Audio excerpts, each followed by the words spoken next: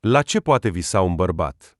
La afaceri, succes, o soție frumoasă, în urma căreia bărbații își întorc gâturile. Da, așa credea eroul nostru de astăzi. Dar întâlnirea cu o necunoscută, care a avut loc în circumstanțe neobișnuite cu o zi înainte de anul nou, i-a schimbat întreaga viață. Astăzi este 29 decembrie, mai sunt 2 zile până la anul nou, iar Egor nu a cumpărat nimic încă. Lista stă în buzunar de 3 zile, iar să meargă la magazin nu are timp. La toată lumea îi lipsește la sfârșitul anului, dar astăzi a amânat toate treburile. Trebuie, și-a spus el și a început să se parcheze lângă supermarket. Urcând pe scări, se uita la picioarele lui. La el se rostogolea un mandarin, apoi al doilea și al treilea. Ridicând privirea, a văzut o fată care stătea, ținând în mâini un pachet rupt și făcând gesturi cu mâinile. Egor s-a întors la mașină, a luat pachetul și a început să adune recolta de mandarine. Iată, luați. A întins pachetul fetei. Mulțumesc. Din ochii ei mari și verzi au început să curgă lacrimi. Ce s-a întâmplat? A întrebat bărbatul cu o voce care părea că are în față un copil. A răspuns fata, făcând un gest cu mâna. Sunt ghinionistă, asta e tot. Trebuie să călătoriți departe? 6 stații cu autobuzul. Hai să te duc. E alunecos, iar tu ești în tocuri. Asta ai spus bine. Și ea a mângâiat discret burtica. El din nou nu a cumpărat nimic, dar în schimb a ajutat fata. Ținându-i mâna, a așezat o mașină și, așezându-se la volan, a închis ușile. Spune-ne adresa. Mergi direct. Bine, eu sunt Egor, Aliona. Unde sărbătoriți anul nou? Deja nicăieri. De ce așa? Ea s-a uitat la bărbat, iar întrebarea dacă să povestească sau nu mai avea sens. Călător, a gândit ea. Nu ne vom mai vedea. Trebuie să ne eliberez sufletul. S-a certat cu bărbatul ei. Totul era atât de banal, încât era rușine să povestească. Lucrăm împreună. Eu sunt în contabilitate, adjunctul șefului contabil, iar el este la IT. Este un meșteșugar grozav. A venit la mine în birou acum 3 zile și mi-a spus că îl trimit urgent în delegație pentru doar 2 zile. Unde? Am întrebat. În capitală. Am mai vorbit puțin. A spus de 100 de ori că mă iubește și a plecat. Că sunt însărcinată, am decis să-i spun sub bătaia clopotelor. A plecat, iar telefonul l-a uitat pe marginea mesei. Când a început să sune, am înțeles că a venit un mesaj și am deschis. Mihail, am obținut biletele. Vino, plecăm în noaptea asta. Abia am reușit să pun telefonul pe marginea mesei, când el a intrat în birou. Soarele meu, nu ți-am lăsat telefonul la tine? Iată-le, am spus. Mihail, mă vei duce acasă astăzi? Desigur, voi veni să te iau. Dar nu a venit, pentru că a plecat și mi-a sunat deja de la gară. Striga ceva, făcându-se că nu are semnal, apoi a închis apelul. Asta e tot. Ieri s-a întors, a intrat la mine. Ce? Nu ești fericită să mă vezi? Cu cine ai fost în delegație? Nu se aștepta la această întrebare, așa că nu a inventat nimic. A fost singur. Ce-i rău? Mihail, nu crezi că mă respecti atât de puțin încât să te întâlnești cu o altă femeie pe la spatele meu? Mă minți, o minți pe ea, te învârți ca pe o tigaie. De ce? De ce îi faci pe toți nefericiți? Iartă-mă, soare! Nu mă mai numi așa. Credeam că ești singurul meu soare, dar nu, mai este unul. Da, am iubit pe altcineva. Fii fericit. Du-te de aici. I-am spus și el a dispărut imediat. Asta e tot. Acum sunt singură, însărcinată și nu știu ce să fac. Într-o clipă, întreaga mea lume obișnuită s-a prăbușit. S-a destrămat colțul nostru cald și confortabil pe care l-am creat împreună. Dumnezeu știe, l-am iubit, am încercat să creez toate condițiile, dar, se pare, am exagerat. Din colțul ochiului a văzut că ea își șterge o lacrimă. Aliona, am o propunere. Care? Să mergi cu mine să întâmpinăm anul nou la prietenii mei. Dar eu nu te cunosc deloc. Iată-ne și ne-am cunoscut. Nu ești singură în această sărbătoare? Poți să stai singură tot anul. Aliona a tăcut. Propunerea a fost prea neașteptată. Nu plănuia să continue cunoștința, dar nici să refuze imediat nu era convenabil. Egor totuși a susținut-o. Aliona, iată vizitca mea. Sună-mă dacă totuși vrei să mă cunoști mai bine. Această variantă o convenea mai mult, deoarece era mai ușor să refuzi la telefon. Îți mulțumesc, Egor, că m-ai ajutat. M-ai ascultat. Călătorii sunt, de fapt, ascultători buni. S-au despărțit, iar Egor a fost nevoit să se întoarcă în magazin, altfel va trebui din nou să-și croiască timp. Iar Aliona, la 10 minute după, stătea în bucătărie, având vizitca lui Egor în față, și, încălzindu-și palmele pe un pahar cu ceai, inspira aroma bergamotului. 2 ani degeaba, gândea Aliona. Nu-i voi spune niciodată despre copil. Va regreta. Neîndepărtându-se de gândurile ei, sorbea din al 2-lea pahar de ceai. Acesta era un cadou de la Mihail. Soarele meu era scris pe el. A scos din frigider o bucată de prăjitură cu biscuiți. Aliona îi plăcea să bea ceai exact așa. Era o persoană a obiceiurilor, foarte devreme inoculate de mama ei strictă, o mare susținătoare a disciplinei stricte. Învățătoare de matematică, ea zâmbea rar, cu cine îi era într-adevăr bine, așa că era cu cifrele și formulele. Tatăl a plecat de lângă ea când Aliona avea 10 ani. Ești un uscat, îi striga el, împinând în valiză cămăși, tricouri și chiloți. Aliona nu l-a mai văzut. Deoarece și ea se descurca bine cu matematica, nu voia să fie învățătoare, deci mama spera că fiica ei va continua tradiția. Nu, Aliona a terminat facultatea de economie și a început să lucreze într-o mare companie în departamentul economic. Afară era întuneric, fulgii de zăpadă cădeau încet pe pământ, nu era deloc vânt, ea continua să se uite la vizitca, fără să decidă nimic. Pe 30 toată lumea lucra ultima zi, iar ea, cel mai probabil, nu l-ar fi sunat pe Egor, dacă nu ar fi auzit din întâmplare într-o cafenea cum Mihail se lăuda că întâmpină anul nou la țară. Grătare, focuri de artificii, foc de tabără, așa ceva nu se poate rata. Râdea el. Aliona nu a mai luat prânzul. Mihail nu regreta deloc că romanul lor de 2 ani s-a încheiat pe o notă atât de trădătoare. Vizitca a rămas pe masa din bucătărie, iar ea, fără să piardă timpul, a sunat imediat. Egor. Bună. Aliona. Mă bucur să te aud. Ce ai decis? Am decis să accept propunerea ta. Foarte înțelept. Voi veni să te iau mâine la ora 8 seara. Îmbracă-te mai gros. Totul va fi afară. Poți lua rochia cu tine. Mulțumesc, Egor, și cu anul nou după conversația cu Egor, Aliona a stat mult timp la masă, gândindu-se dacă a procedat corect. O persoană străină, despre care știe doar numele. Nu este o alegere ușoară la vârsta ei de 25 de ani? Aliona lucra într-o firmă serioasă, avea o minte clară și o abilitate de afaceri. Din exterior era interesantă, înaltă, elegantă, având un gust excelent. Putea atrage atenția. Ochii verzi în combinație cu o podoabă de păr roșu îi confuzau pe unii bărbați. În fața ei stătea o cană, un cadou de la Mihail, și ea, zâmbind, a aruncat-o în coșul de gunoi. Acum, despărțindu-se de Mihail, se gândea la multe, dacă o iubea cu adevărat. Din când în când, el avea fete cu care se culca, dar nu cu Aliona. Ea a spus de la primele întâlniri că nu se grăbește, nu este pregătită. Asta l-a deranjat puțin, l-a făcut să se gândească la frigul ei, dar nu l-a alungat. Nu voia să o preseze, dar de fiecare dată când ea se afla în brațele lui, parcă frânele cedau. Nu i s-a mai întâmplat așa ceva de mult.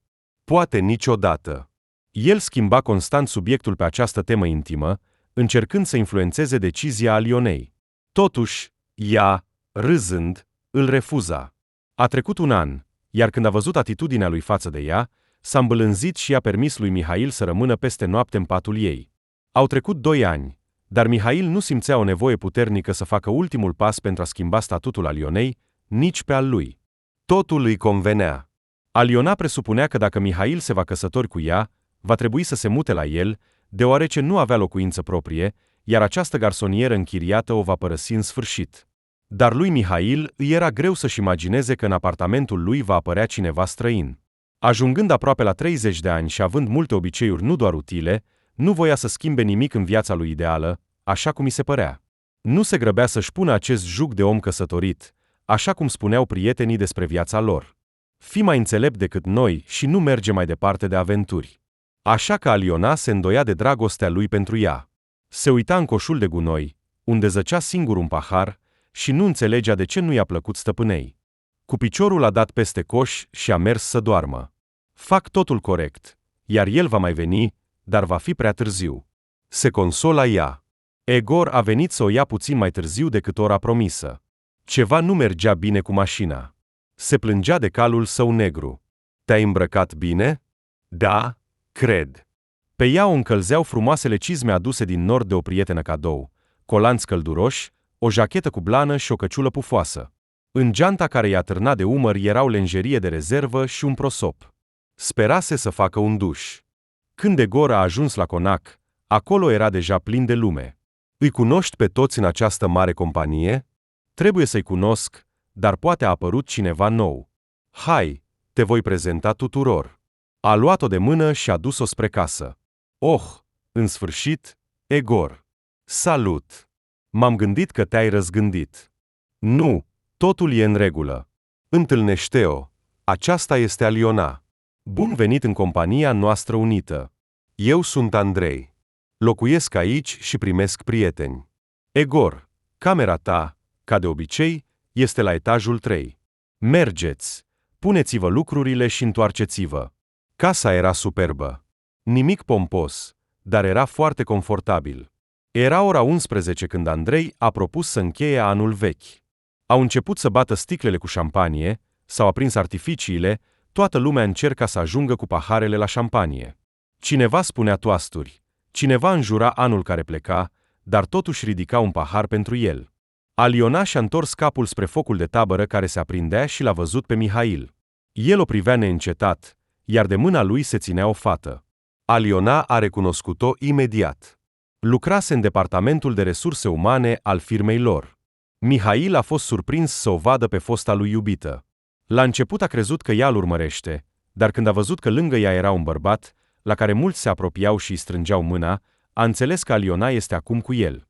Ce ticăloasă, iar acum se dă deșteaptă, dar în spatele meu se plimbă cu altul.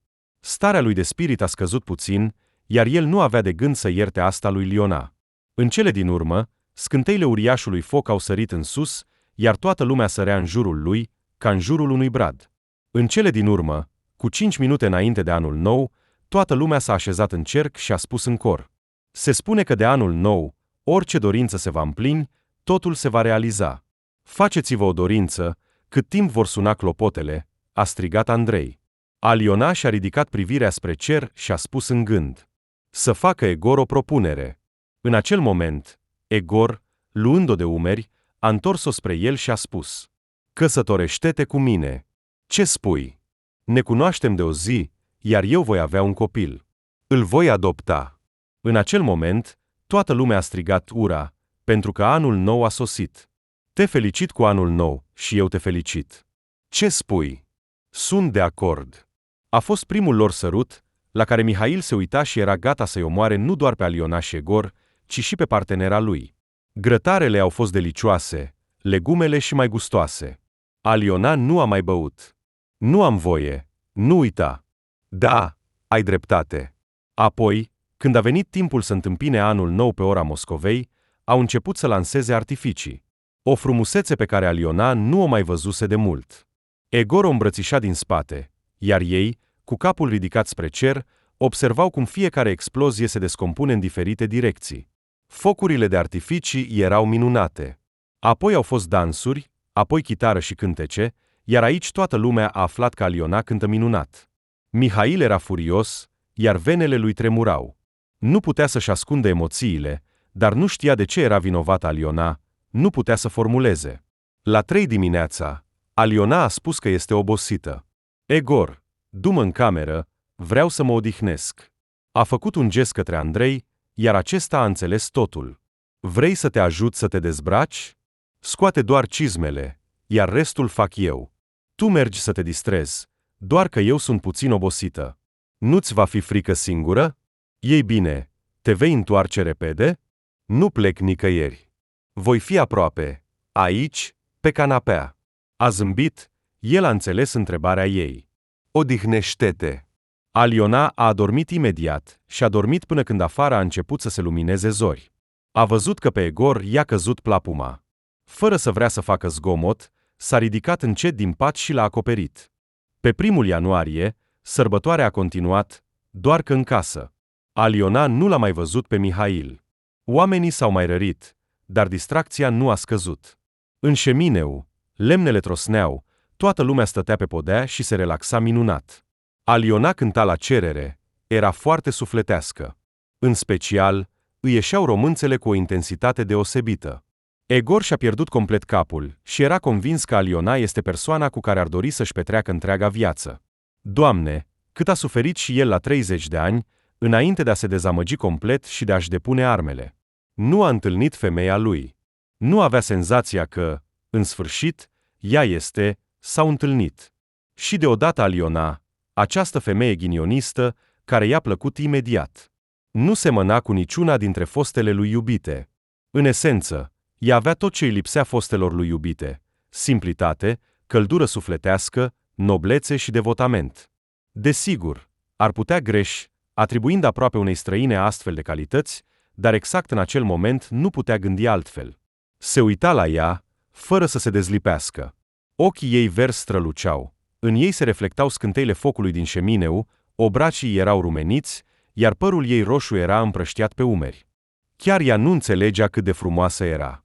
Nu știa dacă să plângă sau să râdă de fericire că în sfârșit a întâlnit-o. La 10, toată lumea a început să se pregătească să plece acasă, iar această casă primitoare a rămas în urmă. Ultimii care au plecat au fost Egor și Aliona. M-am bucurat foarte mult să te cunosc. Ținându-i mâna în palma lui uriașă, a spus Andrei, ai înfrumusețat compania noastră cu cântarea ta minunată. Îți mulțumesc. Veniți oricând. Eu și Ina suntem întotdeauna bucuroși să vă vedem. După o despărțire călduroasă, au plecat cu amintiri minunate despre întâlnirea de anul nou, când Egor a ajuns la casa Alionei, era deja aproape de miezul nopții. Femeia simțea o ușoară oboseală, dorea să facă un duș și să se culce. Seara pe care o petrecuseră împreună cu Egor le-a încălzit sufletele cu căldura de care aveau nevoie amândoi. Amândoi aveau nevoie de sprijin, și dacă nu de dragoste, pentru că încă nu se cunoșteau suficient, atunci măcar de prietenie. În asta încă credeau amândoi. Aliona, poate te vei muta la mine? Am un apartament nou cu 3 camere. În curând vei avea nevoie de condiții confortabile. Egor, îmi placi, dar nu pot să mă grăbesc atât de repede. Nu știu nimic despre tine. Bine, hai să comunicăm, dar propunerea mea și acordul tău rămân valabile. Aceasta o convenea pe femeie. Egor o înconjura cu grijă. Vitamine, sucuri, legume și fructe proaspete erau acum mereu în frigiderul Alionei. După 2 luni de astfel de atacuri, ea a fost de acord să se mute la el. El a ajutat-o să-și strângă lucrurile, care nu erau atât de multe, și a intrat în apartamentul minunat, deși nu era încă stăpână, dar putea deveni. Camera era pregătită pentru ea, avea tot ce era necesar, iar în acea seară s-a prăbușit încă un zid, zidul neîncrederii în bărbați. Treptat, Aliona începea să se trezească la viață după trădarea lui Mihail. Egor o ducea pe Aliona la muncă, iar apoi mergea și el la biroul său, mai ales că era pe drum. Prima zi de muncă după vacanța de anul nou, Mihail a intrat în biroul ei. Ea stătea liniștită verificând documentele și a tresărit chiar și când el a bătut ușa prea tare. S-a așezat în fața ei pe masă și a privit-o cu furie în ochi. Ce datorie am? A întrebat Aliona calm. A ce fel de bărbat era cu tine? Nu sunt obligată să-ți răspund. Acum suntem separați. Dar totuși vreau să știu, de când îmi pui coarne? E rușinos, nu-i așa, când ești mințit. Înțeleg, pentru că am fost în locul tău. Este cu adevărat dureros. Bine, voi recunoaște. M-am întâlnit cu Egor în ziua în care mi-ai spus că iubești pe altcineva. Și eu speram că te vei răzgândi, te vei întoarce la mine. Prostesc, desigur. Dar toți ne comportăm uneori ca niște idioți. Și el te-a invitat imediat să întâmpini anul nou la prietenii lui? Da. Simplu și, mai ales, calm, ceea ce l-a enervat și mai mult pe bărbat, a răspuns Aliona. Dar chiar și după asta m-am simțit ca un balon din care a fost eliberat aerul, a adăugat Aliona cu brutalitate. Mihail, trebuie să lucrez. Trăiește-ți viața și fii fericit.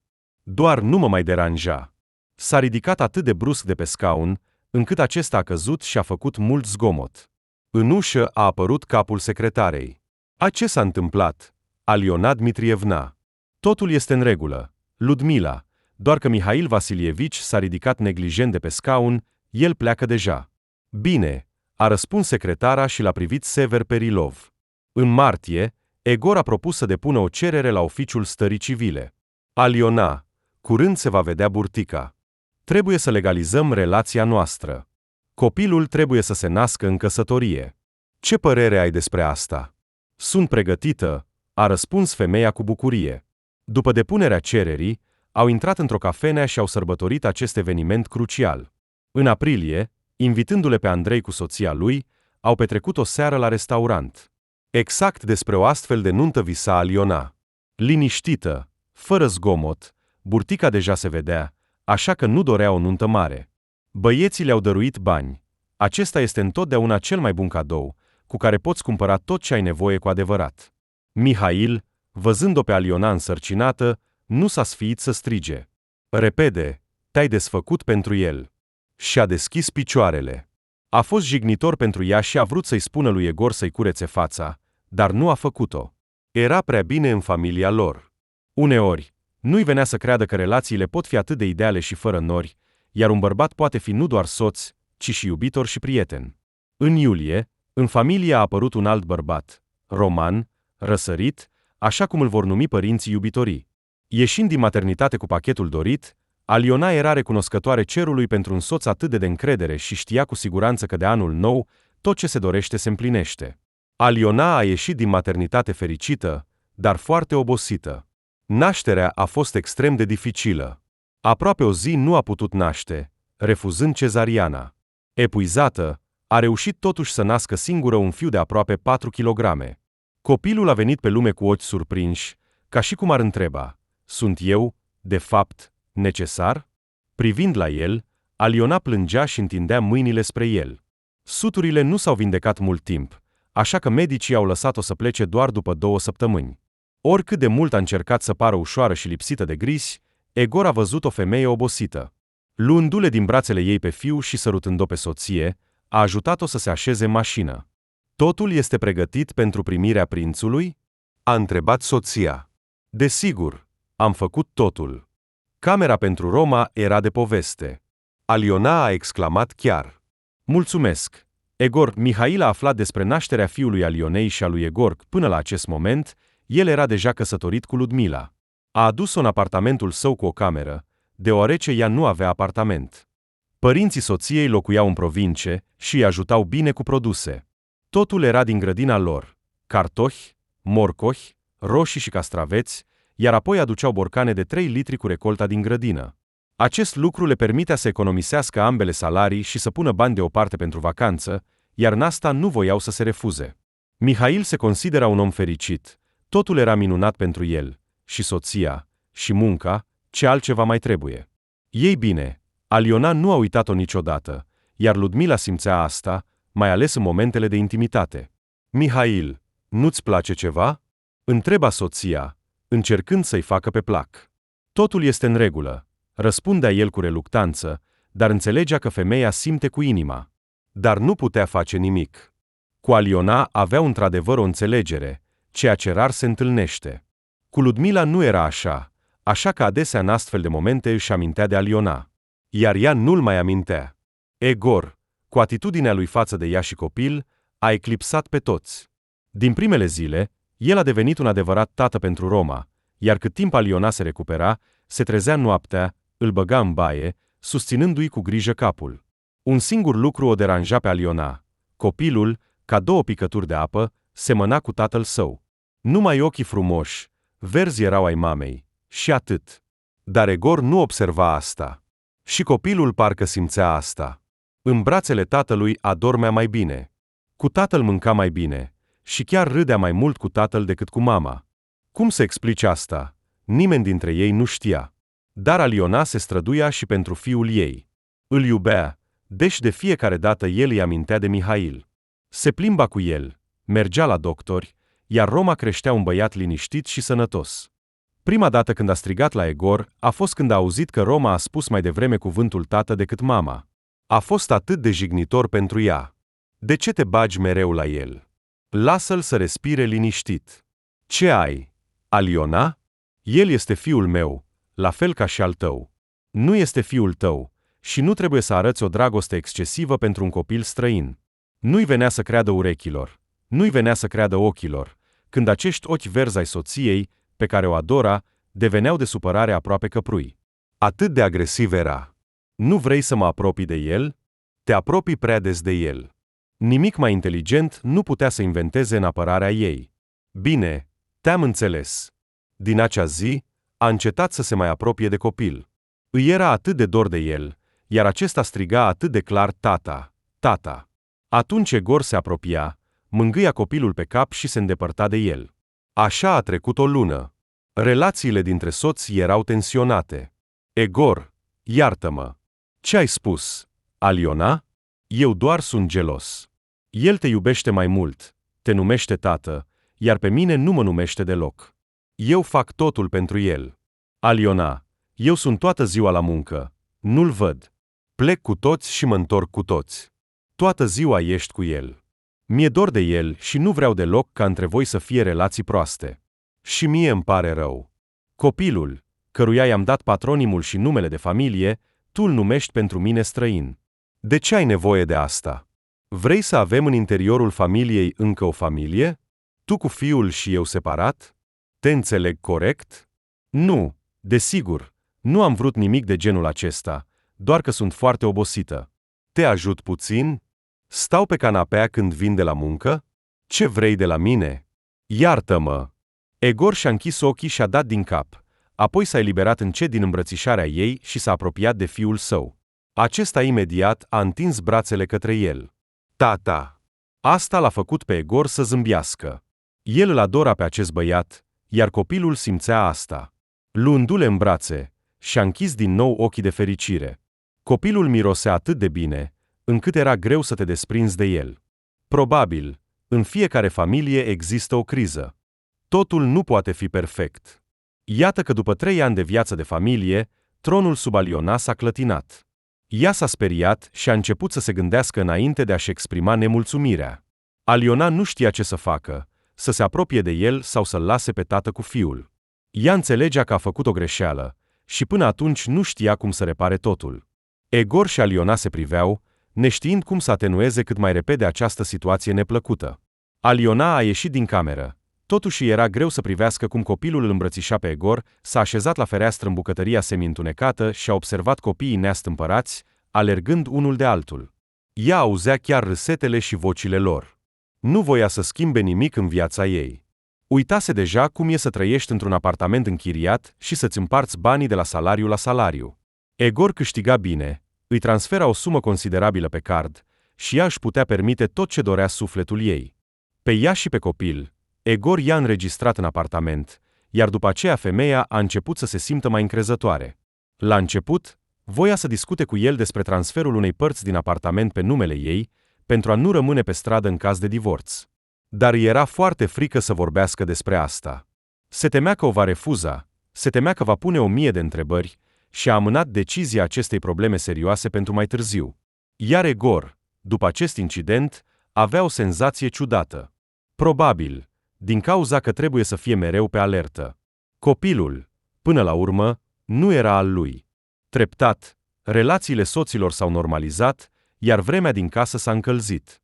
Când Roma a împlinit 3 ani, a început la o grădiniță privată, iar Aliona a început să lucreze. Grădinița era practic în curte, așa că înainte de a intra în apartament, cineva dintre părinți se oprea la grădiniță și lua copilul. În prima zi de muncă, Mihail a bătut la ușa biroului Alionei. Intrați! Cine e atât de timid? Pot? S-a întâmplat ceva? Bună, Aliona! Am venit să te văd. Știi, niciodată nu m-am gândit că mi-ar fi dor de tine. Nu ai uitat că sunt măritată? Nu am uitat nimic. Dar ce să fac? De îndată ce mă culc cu soția în pat, îmi imaginez nu pe ea, ci pe tine. Iar când mi-ai fost infidel, nu părea așa? Nu mai țin minte. Mihail, trebuie să lucrez. Hai să luăm prânzul împreună. Ascultă, soția ta lucrează. S-a angajat la o companie de construcții pe specialitate. De aceea ești atât de îndrăzneț. Bine, Să luăm prânzul. Alege un loc. Când Aliona a intrat în cafenea, Mihail era deja acolo, iar masa era plină cu diferite feluri de mâncare. Așează-te, Aliona. Am luat tot ce-ți place. Îți amintești? Îmi amintesc tot, Aliona, și mă cert că atunci am exagerat puțin și nu m-am putut abține, regretând că nu am rezolvat imediat și nu m-am întors la tine. Te iubesc încă. Desigur, Alionei îi plăcea să audă toate acestea, dar întoarcerea la vechi nu mai era posibilă. S-au ridicat amândoi de la masă și au mers spre ieșire. Stând lângă lift, foștii au tăcut. Da, de fapt, nu era despre ce să vorbească. Au intrat în lift ca la comandă cu piciorul drept și s-au întors cu fața spre ușă. De îndată ce ușile s-au închis, Mihail s-a întors brusc către Aliona și a sărutat-o, cerându-i să-i deschidă gura. Gustul cafelei pe care tocmai o băuseră, Aliona îl simțea pe limbă. Nu a realizat imediat că răspunde la sărutul lui și s-a dovedit că Aliona nu a uitat nimic. În capul ei răsunau cuvintele: trebuie să mă opresc, fac ceva greșit. Își repeta, dar nu putea să-l împingă de la ea. Bărbatul îi strângea coapsele cu durere, împinând-o în perete. Te vreau, șoptea el la urechea ei. Mihail își împingea piciorul între coapsele ei, dar liftul a încetinit și amândoi au înțeles că au ajuns la etajul dorit. Se îndepărtau unul de celălalt, iar când ușile liftului s-au deschis, imaginea era destul de decentă.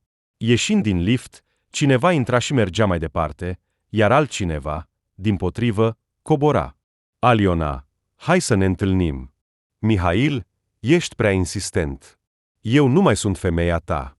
Și, deschizând biroul, Aliona a trântit ușa zgomotos. Atât ea, cât și Mihail au terminat munca pentru ziua respectivă. În capul ei era orice, doar nu munca. Aliona se uită în oglindă, se atinge de buzele umflate și zâmbește. Știam că el va regreta că m-a schimbat pe această puștoaică. La muncă, ea a întârziat puțin, pentru ca Mihail să poată pleca acasă. Doar ce a ieșit din birou, pe stradă deja se făcea întuneric, iar întorcându-se după colț, a simțit mâini puternice și s-a trezit imediat în mașină. Mă faci să nebunesc, Aliona. Blochează ușile. A pornit brusc. Mergea spre parc, în acea zonă de recreere unde în acel moment nu mai era nimeni. Amândoi aveau telefoanele rupte, dar niciunul nu voia să se desprindă de celălalt. Prima care s-a trezit a fost Aliona.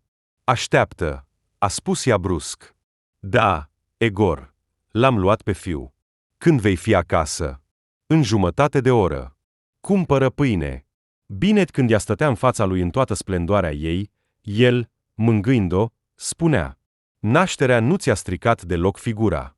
Ești la fel de seducătoare. Prin zgomotul respirației sale, ea îl simțea, iar el suspina de plăcere. Totul era ca înainte, doar că Ludmila nu poate face așa cum faci tu. Au stat, aducând respirația la normal. A, Doamne, cât de bine, suspina bărbatul. Aliona se îmbrăca repede. Du-mă la supermarket. Trebuie să cumpăr pâine. El a așteptat să se îmbrace și abia apoi a plecat. Mihail nu s-a apropiat de casa ei, ci s-a oprit la un pătrat distanță. Încă 5 minute s-au sărutat și abia după aceea bărbatul a plecat. Aliona mergea încet spre casă, înainte de a intra în apartament, și a retușat buzele. Așa era mai puțin vizibil cât de umflate erau. Nimeni nu o întâmpina, iar din camera copilului se auzea citind o poveste despre un cal cu cocoașă. După 15 minute, Egor a ieșit din camera fiului. A adormit în sfârșit. L-ai spălat? Da, desigur. Cum ești? Vei lua cina?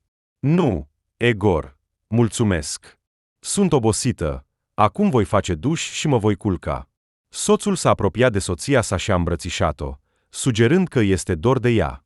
Egor, hai să nu facem asta astăzi. Sunt foarte obosită. El s-a îndepărtat nemulțumit, iar ea și-a ascuns rușinată ochii. Când Aliona s-a culcat în patul conjugal, Egor s-a întors cu fața spre perete. Nu știa dacă el doarme, dar se ruga lui Dumnezeu să doarmă. Își cerea iertare în gând și promitea că nu se va mai repeta. S-a ținut aproape 3 luni, dar la petrecerea de anul nou, el a scos-o practic din sală și a dus-o în mașină. Ce faci? Îi șoptea el. Faci asta intenționat? Împinându-le de la ea, ea a mintit cu răutate. Sunt măritată. Tu însuți m-ai refuzat, Ai spus că iubești pe altcineva. Ce vrei acum de la mine? Nu mă duce la punctul în care Egor îți va da o lecție. Lasă-mă în pace. Aliona nu a așteptat sfârșitul serii, ci, chemând un taxi, a fugit acasă. Era mulțumită de sine, se lăuda că a reușit să-l respingă pe pretendentul insistent. Iar Ludmila observa că Mihail a devenit complet diferit. Mihail, nu mă mai iubești. Te iubesc. Și dacă mi-ai fi născut un copil, te-aș iubi și mai mult. Aș naște, dar mă tem să nu ajung pe stradă. Ești atât de îndrăgostit, mâine vei iubi pe altcineva, iar pe mine mă vei da afară din acest apartament. Și unde să mă duc cu copilul? Ești înregistrată. Copilul născut va fi de asemenea înregistrat. Ce vrei? Dă-i copilului jumătate din apartament. Ce-ui copil? Unde-l vezi? Naște mai întâi. Trăiește. Nimeni nu te alungă. Aliona întârziase des la muncă, justificându-se că șefa de contabilitate se pensionează și ar dori să ocupe locul ei. Logic, așa ar trebui să fie, căci Aliona era adjunctul ei, dar a prins cu urechea o veste nu prea plăcută pentru ea. A auzit că Haritonova se pensionează, iar pentru locul ei caută un nou șef. Iar Prohorova, adică Nesterova, nu știu, pare că e și deșteaptă, și harnică, probabil că vor pe cineva de-al lor. Auzind asta, Aliona s-a întristat foarte mult. Atâția ani a suportat-o pe această bătrână Haritonova. Și uite, din nou va rămâne adjunct la cineva. Rapid a sunat la recepția directorului general, s-a prezentat și a cerut secretarei să o pună în legătură cu Boris Ghenadievici. Acum o să întreb eu, dacă poate să te primească. Așteaptă. Aliona a auzit cum secretara a bătut la ușă și a intrat. Nu au trecut mai mult de 5 minute când a auzit Aliona Dmitrievna. Apropiați-vă, el vă va primi. Directorul general știa, sau mai bine zis bănuia, din ce motiv Prohorova cere audiență. După o jumătate de oră, Aliona a bătut la ușa directorului general. Pot. Boris Ghenadievici? Da, intrați, așezați-vă. Vă ascult. Și el, lăsând deoparte documentele cu care se ocupa până atunci, s-a uitat atent la ea. Aliona nu a vrut să ocolească subiectul, ci a lovit direct. Pe cine doriți să numiți în funcția de șef contabil? Dacă nu sunt eu, spuneți-mi acum. Voi pleca să lucrez la soțul meu, în compania lui. Nu pentru asta am suportat caracterul lui Haritonova atâția ani, ca să rămân cu mâinile goale. Credeți că a fi adjunct al șefului contabil este a fi cu mâinile goale? Pentru mine, astăzi, da. După aproape 6 ani de muncă cu o educație atât de bună, cred că e suficient să fiu adjunct. Chiar și cu caracterul lui Haritonova, în ultimii 3 ani nu am primit nicio observație de la ea. O cunosc pe Aliona Dmitrievna. Am discutat cu ea și ea te-a recomandat cu insistență pe tine pentru locul ei. Dar funcția este foarte responsabilă. Pe umerii tăi vor fi mulți bani. Boris Ghenadievici, mă speriați cu munca mea? Poate că nu aveți încredere în mine sau aveți o altă propunere. E normal. Voi pleca liniștită și asta e. Nu trebuie să pleci. Dă-mi câteva zile să mă gândesc și dacă nu mă voi opri asupra ta, vei fi prima care va afla. Poate ar trebui să las imediat o cerere de demisie? Nu te grăbi. După 2 zile a fost emis un ordin de numire a Alionei Dmitrievna Nesterova în funcția de șef contabil. Primul care a felicitat-o a fost Mihail. A intrat în birou cu un buchet de trandafiri. Te felicit pentru numirea pe un post atât de înalt. Mulțumesc, Mihail. Hai să mergem după muncă la o cafenea să sărbătorim asta. Să vedem. Ea a sunat imediat soțul. Egor, am vești bune. Acum sunt șef contabil. Încărcați-mă mai devreme. Vom merge la magazin și acasă vom sărbători. Bine, atât de mult timp nu au fost împreună. El cu fiul, ea la muncă, sau invers. Astăzi vor merge împreună să-l ia pe Roma. Asta îi plăcea mai mult lui Egor. Mihail se pregătea pentru o întâlnire cu fosta, chiar a sunat soția că întârzie, dar totul a mers pe calea greșită. Soțul Alionei a venit să o ia, ea s-a aruncat în brațele lui și au mers împreună spre mașină. Acasă, Mihail a ajuns mai devreme decât promisese și era supărat. De ce ai venit atât de devreme? A întrebat Ludmila. Așa s-a întâmplat. Bine, acum vom lua cina. Părinții au venit să-l ia pe Roma când grupul lui se juca. Roma. L-a chemat Egor. Tata. A strigat copilul și a alergat spre el. Aliona se obișnuise deja cu asta, așa că nu s-a supărat. În timp ce ea pregătea cina, tatăl se ocupa de fiu. Apoi copilul a mâncat iaurt, s-a jucat puțin și, după ce a făcut duș, a adormit imediat. Iar părinții stăteau la masă, iar Aliona primea felicitări de la Egor, el se bucura sincer de avansarea ei în carieră. Au adormit deja mult după miezul nopții. S-au adunat atât de multe vești pe care voiau să le împărtășească unul altuia. În vacanță au mers împreună și au plecat în Turcia la mare. 2 săptămâni s-au odihnit, s-au bronzat, iar Roma a învățat să înoate puțin. Era ca o mică ciocolată, bronzat, doar palmele de pe interior erau deschise. Aliona s-a ocupat de ea, a mers la diverse proceduri, la magazine, iar tatăl și fiul se bucurau că au putut fi împreună. Au trecut încă 4 ani, iar Roma a început clasa 1. Citea destul de bine, scria, rezolva exemple și probleme simple. Părinții erau mândri de el. În acest timp au avut loc multe evenimente care au schimbat viața celor 2 familii. Ludmila a aflat că Mihail umblă din nou după Aliona, iar ea o respinge deocamdată. Dar era doar o chestiune de timp, o convingeau prietenele ei. Avea nevoie de o consultație cu un avocat. Nu aveți nicio șansă să rămâneți în acest apartament, chiar dacă aveți un copil. El poate păstra copilul la el, iar pe tine pur și simplu te va da afară. Ce să fac? Nimic, trăiește și bucură-te de viață. Dar dacă el semnează documentele pentru apartament și mi-l dă cadou? Atunci, fără întrebări, a răspuns avocatul. Pregătiți documentele. Luați în considerare toate nuanțele, astfel încât să nu fie posibil să contestați, astfel încât apartamentul să fie doar al meu. O vom face, o asigura avocatul. Aliona nu intenționa să plece de la soț, dar și Mihail ceda treptat. Foarte atent, cu prudență și nu la birou, pentru a nu fi discuții.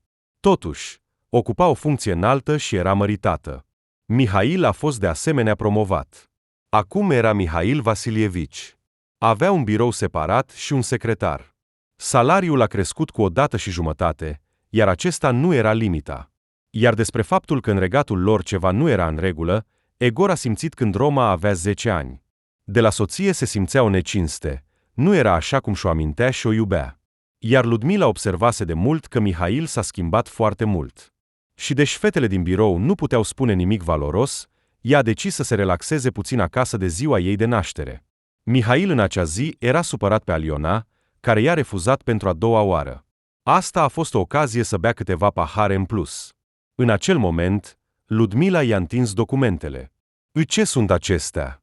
a întrebat Mihail, împinând de la el hârtiile. Cadoul tău pentru mine. Astăzi este ziua mea de naștere." Și ce?" A luat hârtiile în mână și s-a apropiat de ele. Documentele pentru apartament văd. Și ce altceva? Îmi dai o bucată din acest apartament. Fă-mă fericit. Hai să facem asta mâine.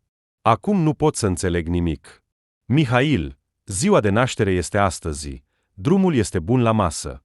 Dar el, parcă presimțind ceva, o împingea, iar ea știa că un astfel de moment potrivit nu va mai fi. Și Ludmila l-a presat. Punându-și semnătura, el a împins-o.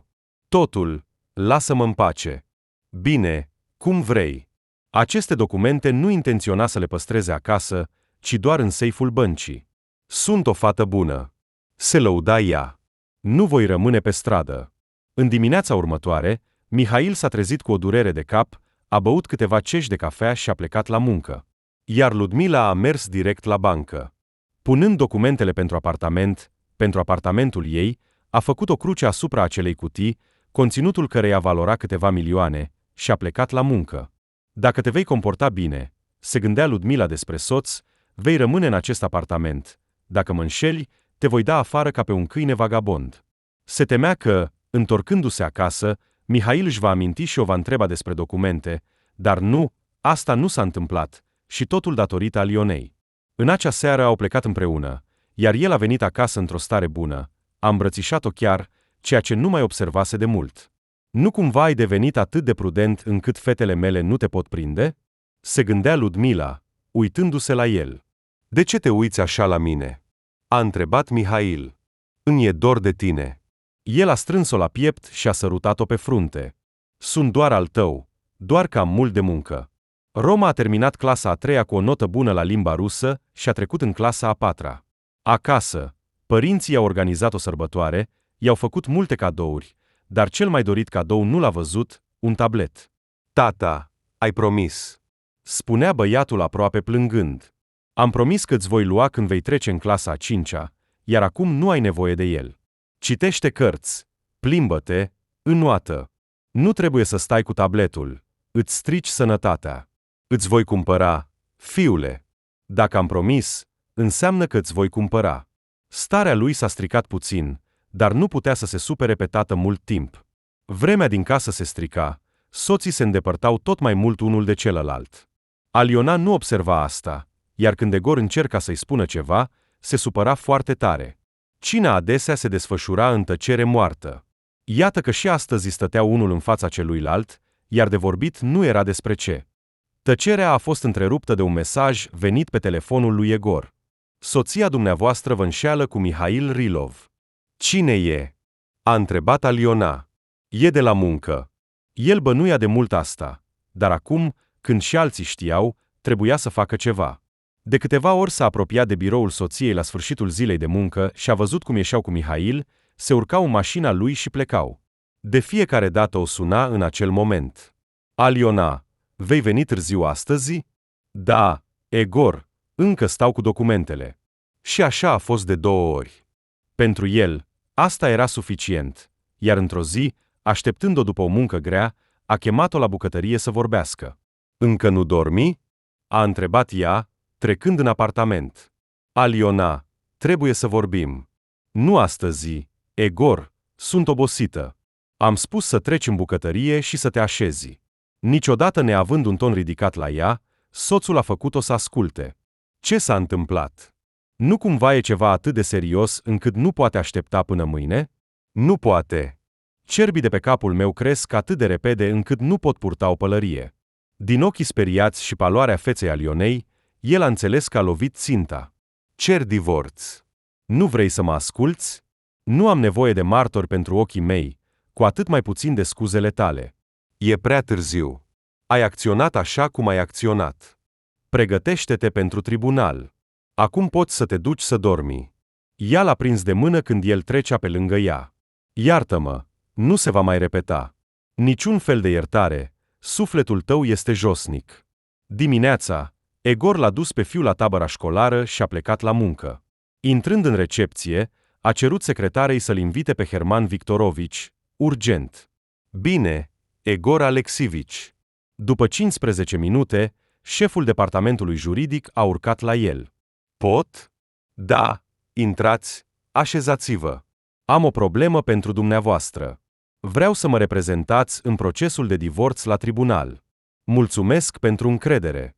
Povestiți-mi totul în detaliu, fără a ascunde nimic, și, cel mai important, ce doriți să obțineți în final. Toate cele 11 ani de căsnicie s-au încadrat în 15 minute. Acum ce vreau? A spus Egor. Primul, să stabilesc locul de trai al fiului cu mine. Am toate condițiile pentru asta. Al doilea, să o scot pe soție din apartamentul meu și să o șterg din registrul de evidență. Al treilea, să stabilesc zilele de vizitare a fiului de 4 ori pe lună, în orice zi convenabilă pentru ea. Și vara, el poate petrece o lună întreagă cu mama. Și în ultimul rând, vă rog să obțineți permisiunea de a invita copilul în instanță pentru a-i cunoaște opinia. La 11 ani, aceasta ar trebui să fie luată în considerare de tribunal. Te-am înțeles.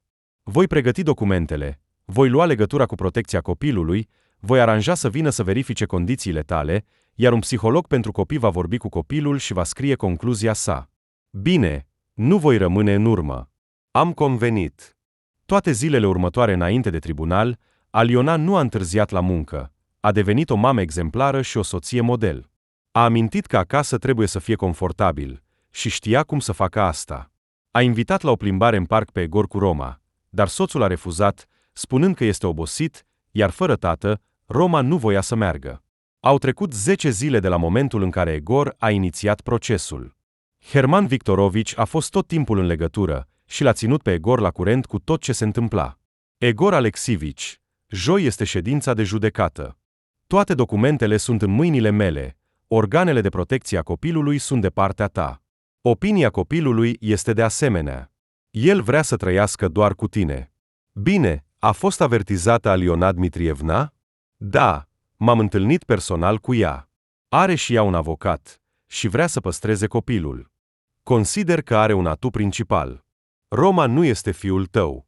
Dar tribunalul va lua partea ta, pentru că copilul a fost adoptat de tine din primele ore ale nașterii sale. Nu întârzia. Voi fi la timp. Trecând pe coridorul lung și îngust spre sala de judecată, Egor l-a văzut pe Mihail Rilov. Se pare că va fi chemat ca martor.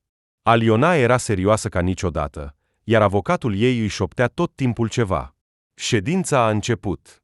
În sală erau 5 sau 6 persoane, iar una dintre ele era soția lui Mihail Rilov, Ludmila. Avocații s-au salutat, ceea ce arăta că se cunoșteau. Antipov, avocatul Alionei, se bucura de reputația nu doar de avocat dur, ci și de unul foarte calificat în cazurile de familie. Sunt sigur că soțul tău se va învârti ca un pește. Vom obține tot ce vrei. Nu mă îndoiesc de tine, spunea Aliona. Vei reuși să obții ceea ce vrei. Mie îmi pasă doar de fiu și de apartament. Îmi amintesc, a spus Valentin Valentinovici. Ascultând avocatul, Aliona dădea din cap, palidă ca zăpada. Stătea nici vie, nici moartă. Ești sigur că vei reuși? Întreba Egor pe Herman Victorovici. Absolut, răspundea acesta cu încredere. Stilul său insistent de a-și conduce linia îi speria pe unii avocați, dar nu pe Herman Victorovici. Calmitatea lui îl scotea puțin din sărite pe Antipov, dar încerca să zâmbească, deși zâmbetul său era forțat. Fiecare dintre avocați era plin de hotărâre de a lupta pentru clientul său, dar cine va câștiga, nimeni nu știa. Judecătorul a dat cuvântul reclamanților, iar avocatul Egorov s-a ridicat în fața judecătorului. Explicând clar problema, a schițat căile de soluționare a acesteia. La toate întrebările judecătorului, cu o femeie nu foarte tânără și severă, avocatul a răspuns clar și fără intare. Când s-a ajuns la martori, primii au ieșit reprezentanții organelor de protecție a copilului. Aceștia au realizat cu adevărat o muncă mare și au raportat totul în detaliu judecătorului. Apoi a ieșit psihologul și a povestit interesant despre comunicarea lui Roman cu ea. Copilul este foarte dezvoltat. Știe mult mai multe decât ar trebui să știe un băiat de 11 ani. Dar despre ce ar vorbi el? Tata este cel mai bun prieten al lui. Și vrea să trăiască doar cu el. Mi-ar plăcea să ascultați raționamentele lui despre relațiile familiale. Chiar așa? S-a mirat judecătorul. Are el o părere pe acest subiect? Da, onorată instanță. Protestăm, a declarat avocatul Alionei. Domnul Nesterov a manifestat întotdeauna un interes nesănătos față de copilul altuia și adesea i-a impus părerea sa de adult. Nu am înțeles, s-a mirat judecătorul. Despre ce copil străin vorbiți, dacă acest micuț a fost adoptat de el în primele zile de la naștere? Dar el nu este tatăl biologic. Credeți că un tată care a donat un spermatozoid este un tată mai mare decât cel care l-a crescut timp de 11 ani? Am înțeles corect? Tatăl biologic nu a renunțat niciodată la copil. Nimeni nu i-a cerut permisiunea pentru adopție. Este clar că decizia a fost luată de mamă, altfel nimeni nu i-ar fi permis domnului Nesterov să adopte copilul. Protestul este respins. Invitați copilul. În timp ce îl invitau pe Roma, în sală era o tăcere moartă. Egor era îngrijorat pentru fiul său. L-a pregătit puțin. Nu, tatăl nu l-a învățat ce să spună, ci pur și simplu a vrut ca copilul să nu fie nervos. Fiule, vor fi mulți oameni, toate mătușile și unchiți vor fi străini, dar nu te teme, nici eu, nici mama nu te vom lăsa să fii rănit. Înțelegi? Da, doar spune adevărul. Răspunde la întrebări așa cum simte inima ta. Bine, tată, am înțeles. Copilul a intrat în sală destul de curajos, s-a uitat în jur, l-a văzut pe Egor, pe Aliona și le-a zâmbit amândurora. Bună ziua, a spus el tare. Aproape aici, l-a rugat judecătorul. Cum te cheamă? Roman Egorovici Nesterov. Știi cine este acesta? Și ea a arătat spre Egor. Desigur, acesta este tata meu, iar aceasta este mama mea. Și băiatul l-a arătat spre Aliona. Bine, a răspuns judecătorul. Îi plăcea foarte mult să vorbească cu acest copil puțin mai mult decât permiteau limitele ședinței de judecată, dar trebuie să vorbească doar despre caz. Roma, știi că trebuie să alegi cu cine să locuiești dintre părinți? Da, știu că părinții divorțează. Îi iubesc pe amândoi, dar pe tata mai mult. Noi suntem bărbați, iar cu mama ne vom vedea. Asta a învățat Nesterov să spună, a strigat Aliona. Nu trebuie să transformăm asta în bazar. Aceasta este instanța și vă rog să vă comportați corespunzător. Te-a învățat tata să vorbești așa? A vorbit cu tine înainte de judecată? Da, a vorbit. Mi-a spus să nu-mi fie frică și să răspund la întrebări doar ceea ce simte inima mea. Așa fac. Și spune-ne despre tatăl tău. Băiatul s-a întors spre Egor și i-a zâmbit. Mi se pare că am visat întotdeauna la un astfel de tată. El știe răspunsurile la toate întrebările. Care este cel mai rapid animal sau pasăre pe care o știi? Nu știu, a răspuns femeia. Dar tata știe. Unde păstrați banii? A întrebat băiatul judecătorul. La bancă. A răspuns ea deja cu interes. Dar tata mi-a povestit unde înaintașii noștri își păstrau banii și bijuteriile, căci înainte nu erau bănci și seifuri. El știe totul, pentru că a învățat excelent la școală și la facultate. Era interesant să comunici cu acest copil, iar judecătorul zâmbea reținut. Dar unde era mama în acel moment? Mama? Lucrează mult, așa mi-a spus mereu tata. Acum răspunsul la întrebarea principală. Cu cine ai vrea totuși să locuiești? Numai cu tata. Mulțumesc. Luați copilul.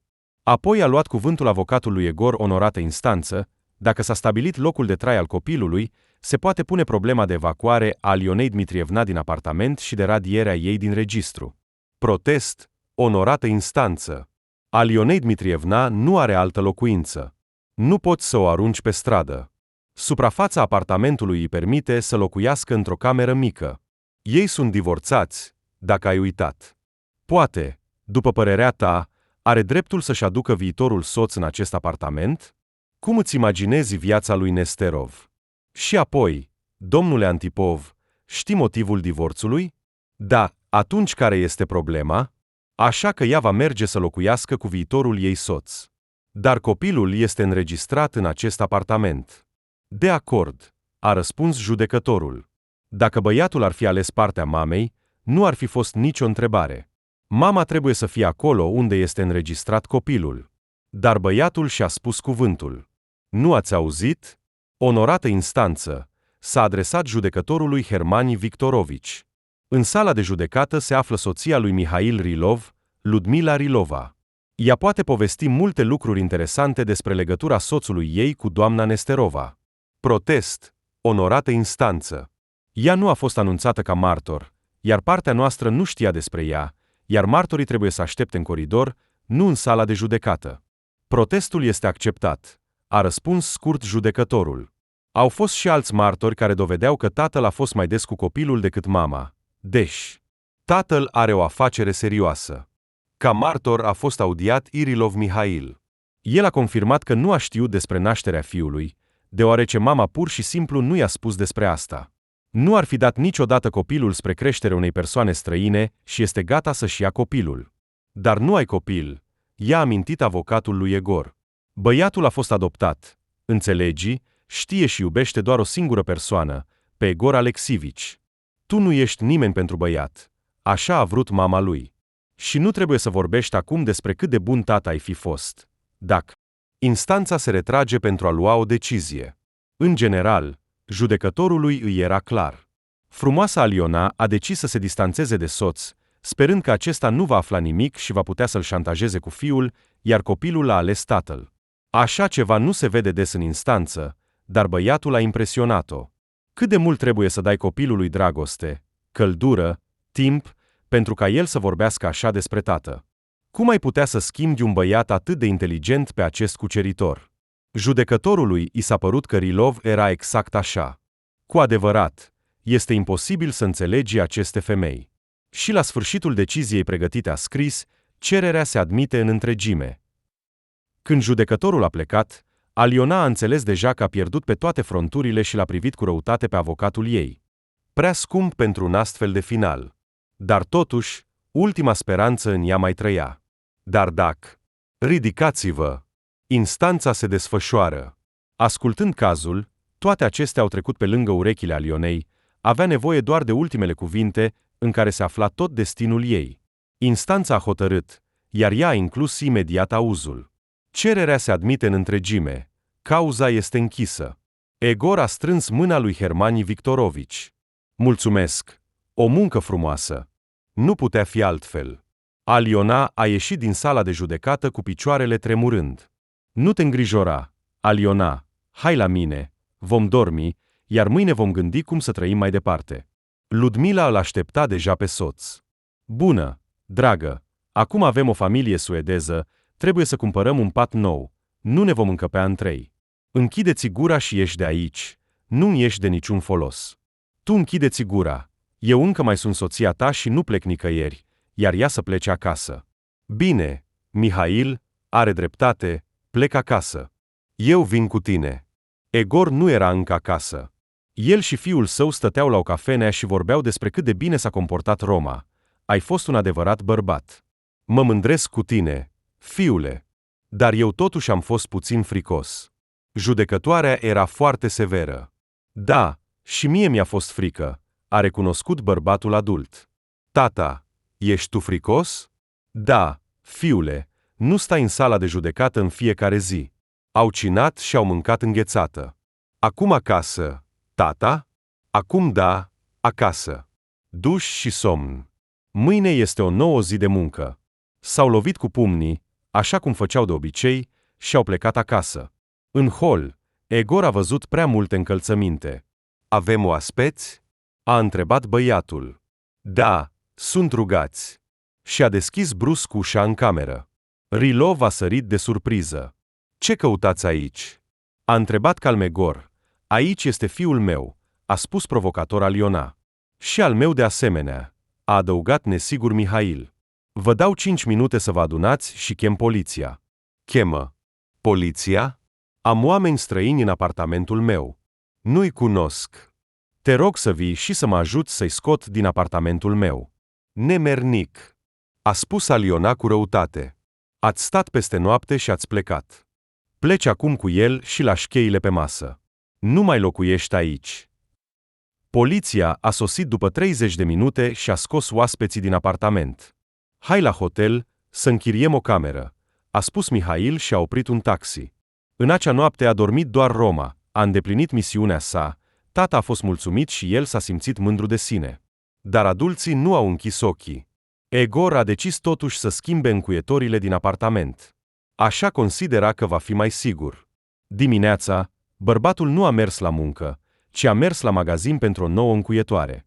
Când totul a fost terminat, s-a liniștit. În camera de hotel, acești doi fără adăpost nu au închis ochii. Mihail, nu te deranjează că Ludmila este atât de îndrăzneață și se aruncă direct în luptă? Să se arunce. Mâine voi depune cererea de divorț.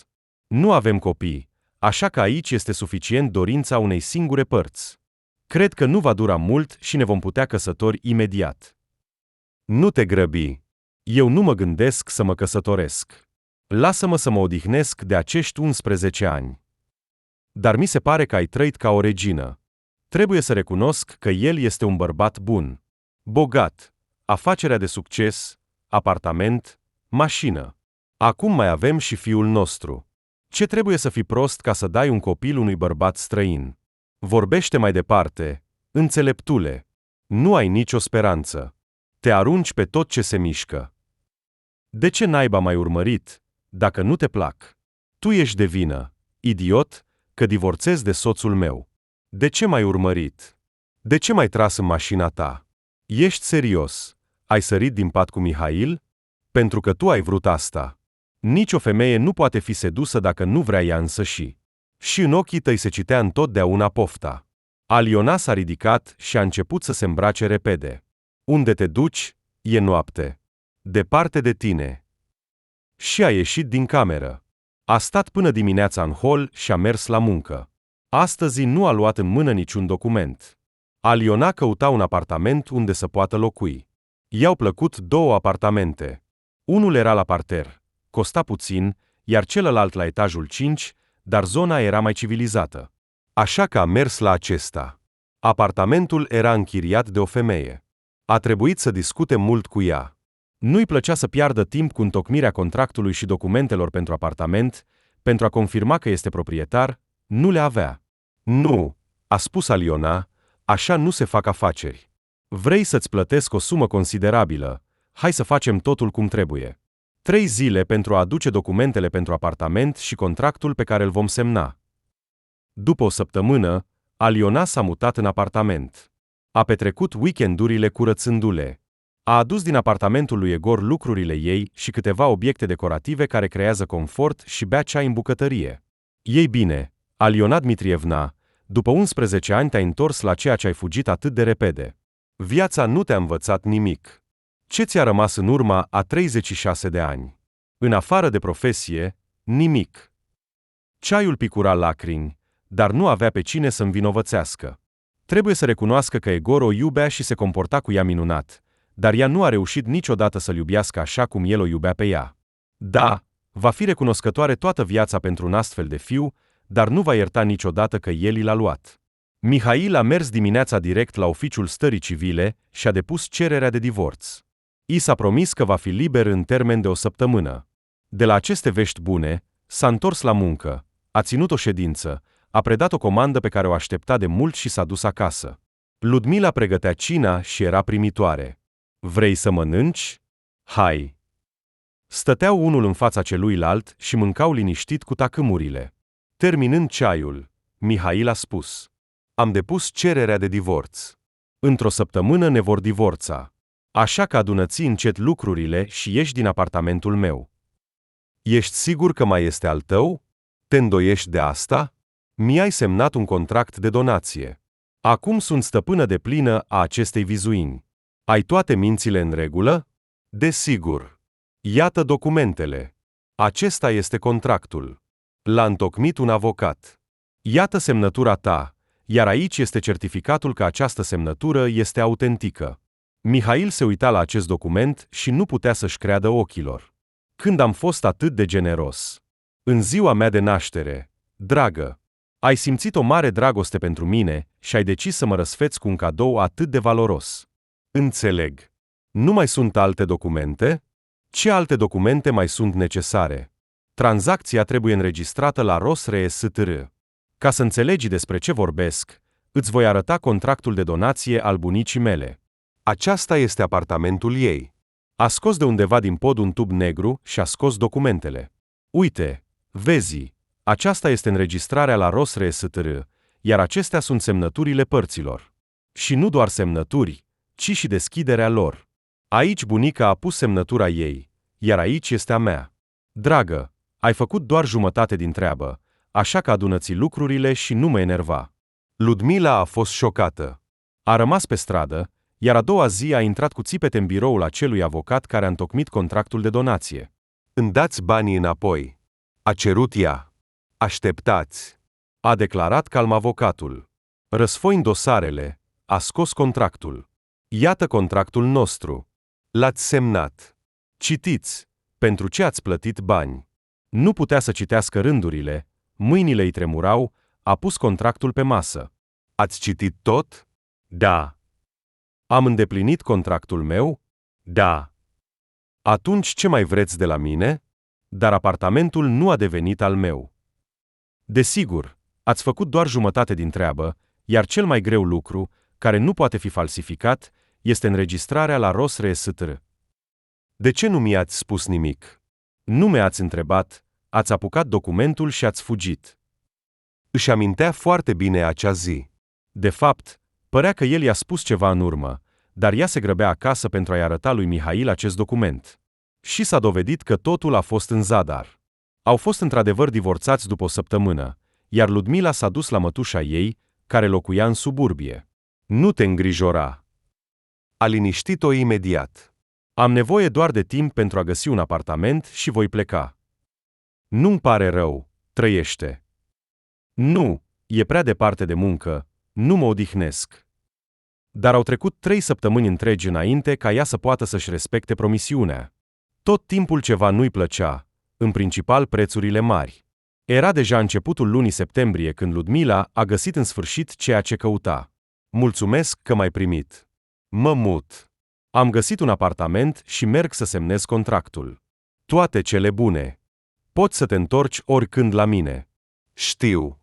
Călătorea cu trenul și se gândea că anii petrecuți cu Mihail nu i-au adus nimic. Că l-a luat de la o altă femeie nu i-a adus fericire. Acum regreta asta, pentru că Mihail s-a dovedit a fi departe de omul pe care i l-a arătat prima dată. Vestitul principiu al bumerangului a lovit-o dur, amintindu-i că nu trebuie să deschizi gura pentru o bucată de pâine străină. Ești tu, Ludmila?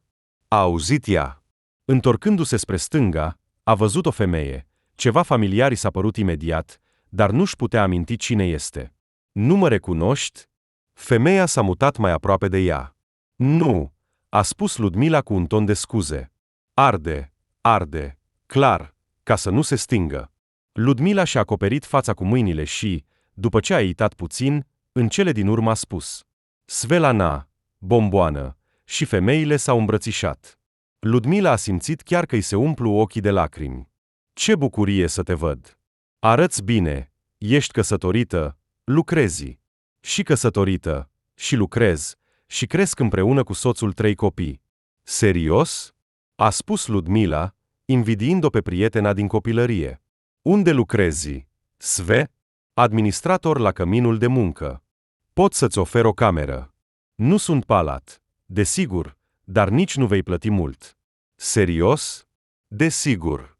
Și eu caut un apartament de închiriat. Nu e nevoie. Din vechea prietenie îți voi da o cameră. Așa a obținut Ludmila o cameră de 10 metri cu mobilier modest la etajul 3 și cu cea mai mică plată din oraș. Într-o săptămână, Ludmila a pus camera în ordine, iar când într-o seară Svelana a vizitat-o, nu a recunoscut această cameră, care fusese cândva plină de moloz. Feroneria strălucea, perdelele noi arătau minunat la feronerie, cuvertura, perne decorative, covorașe mici la intrare și lângă pat. Toate acestea creau confort. Wow! A exclamat Svelana. A devenit o adevărată bomboană, nu o cameră. Mulțumesc! Ia loc, hai să bem ceai. Prietenele au stat mult, amintindu-și de copilăria lor. Nu era bogată, dar era atât de plăcută și caldă pentru amintiri. Mă duc, că familia mă așteaptă. Trăiește și nu te teme de nimic.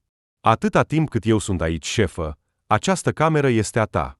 Nu voi uita niciodată, Svelana. Ludmila s-a culcat în pat și, ca de obicei, nu a putut adormi imediat. Regreta divorțul?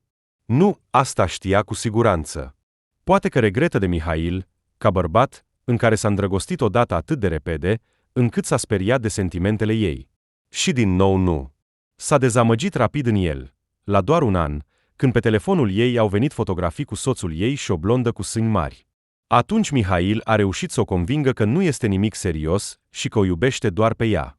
Apoi au fost multe astfel de blonde. Apoi din nou această bestie roșcată. Asta îi lipsea acestei proaste. Ludmila nu înțelegea până acum. Un final atât de așteptat nu a surprins-o și nu a întristat-o pe femeie. Ludmila s-a gândit din nou că despărțirea de Mihail nu a fost o lovitură pentru ea. În ultimii ani, nu l-a mai iubit cu adevărat. În el nu mai era acea bunătate interioară pe care o manifesta cândva față de ea. La început, era ușor și simplu cu el. Nu a arătat niciodată cel mai mic interes pentru alte femei, dar asta nu a durat mult. E păcat că atâția ani au fost irosiți, iar timpul nu poate fi întors. Nu era o frumusețe, dar era plăcută la vedere. În cămin erau mulți bărbați, toți necăsătoriți, așa că nu totul era pierdut. În curând a adormit, iar dimineața a fost trezită de ceasul deșteptător. Femeia se trezea de vreme pentru a reuși să facă duș, înainte ca majoritatea oamenilor să mai doarmă. Mihail nu s-a îngrijorat prea mult, iar absența lui Ludmila a suportat-o ușor. Dar Aliona era îngrijorată din cauza fiului și era gata să-l omoare pe Egorc, un bărbat străin i-a luat fiul ei. Nu putea să creadă că așa ceva este posibil. Dar, cu toate acestea, trebuia să se obișnuiască cu asta. Își lua fiul în zilele stabilite. Când vineri seara terminau cu temele, Aliona venea să-l ia pe Roma după muncă. El pleca cu reluctanță de la tatăl său. Sâmbăta la prânz venea întotdeauna Mihail. Și lui îi plăcea să comunice cu fiul său. De fapt, părea puțin ciudat.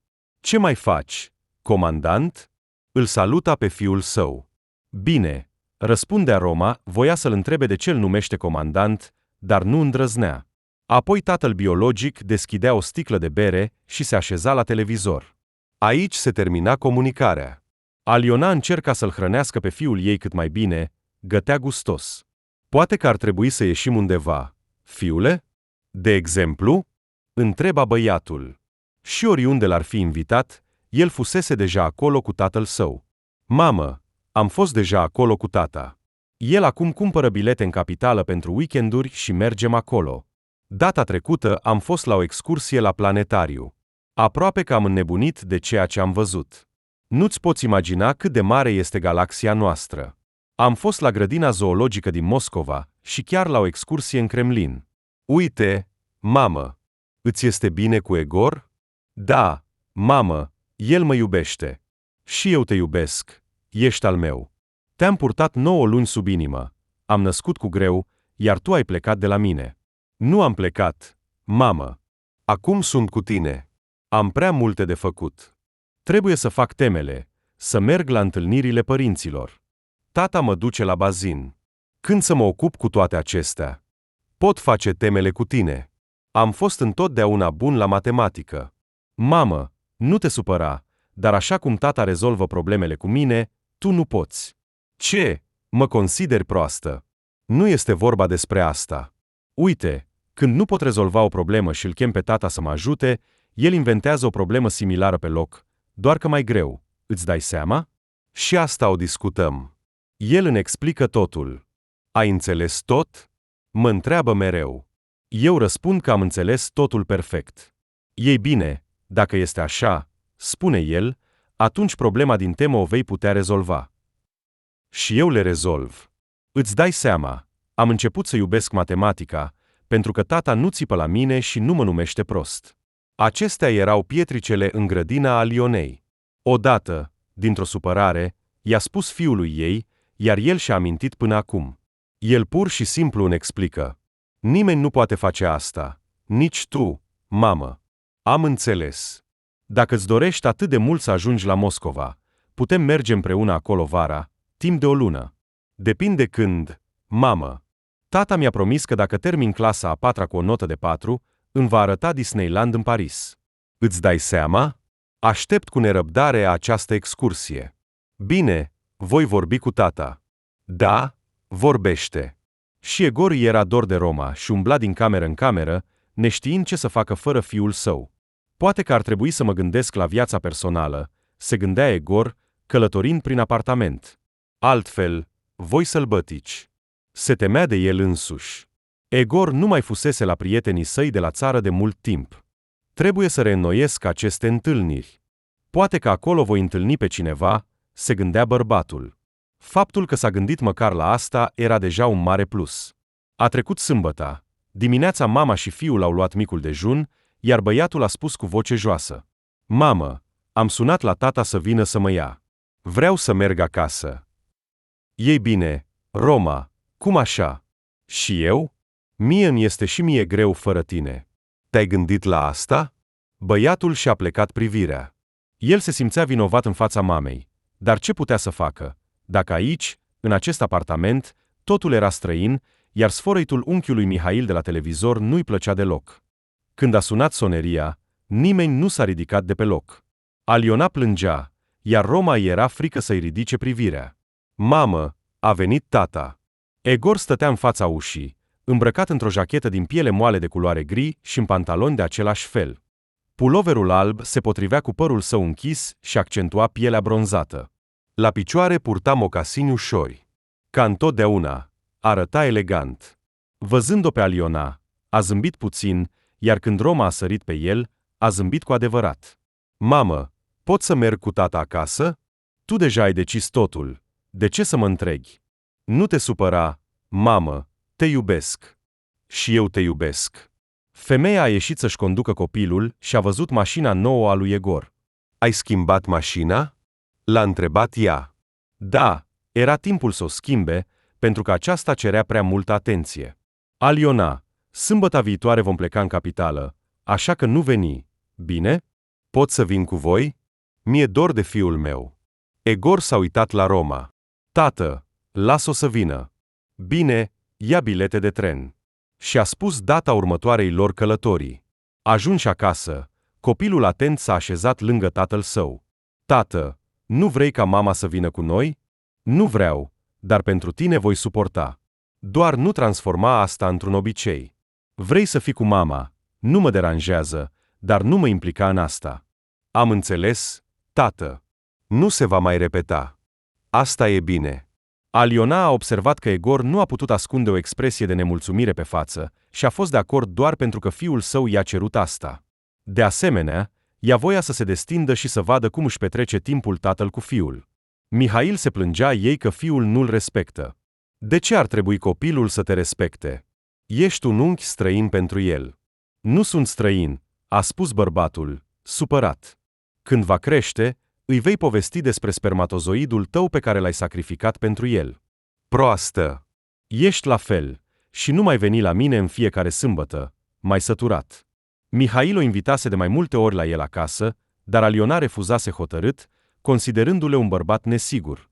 După pierderea lui Egor, interesul pentru Mihail a dispărut instantaneu, ca și cum nu ar fi existat, iar apartamentul lui Mihail, fără o mână de femeie, se transforma încet într-un depozit.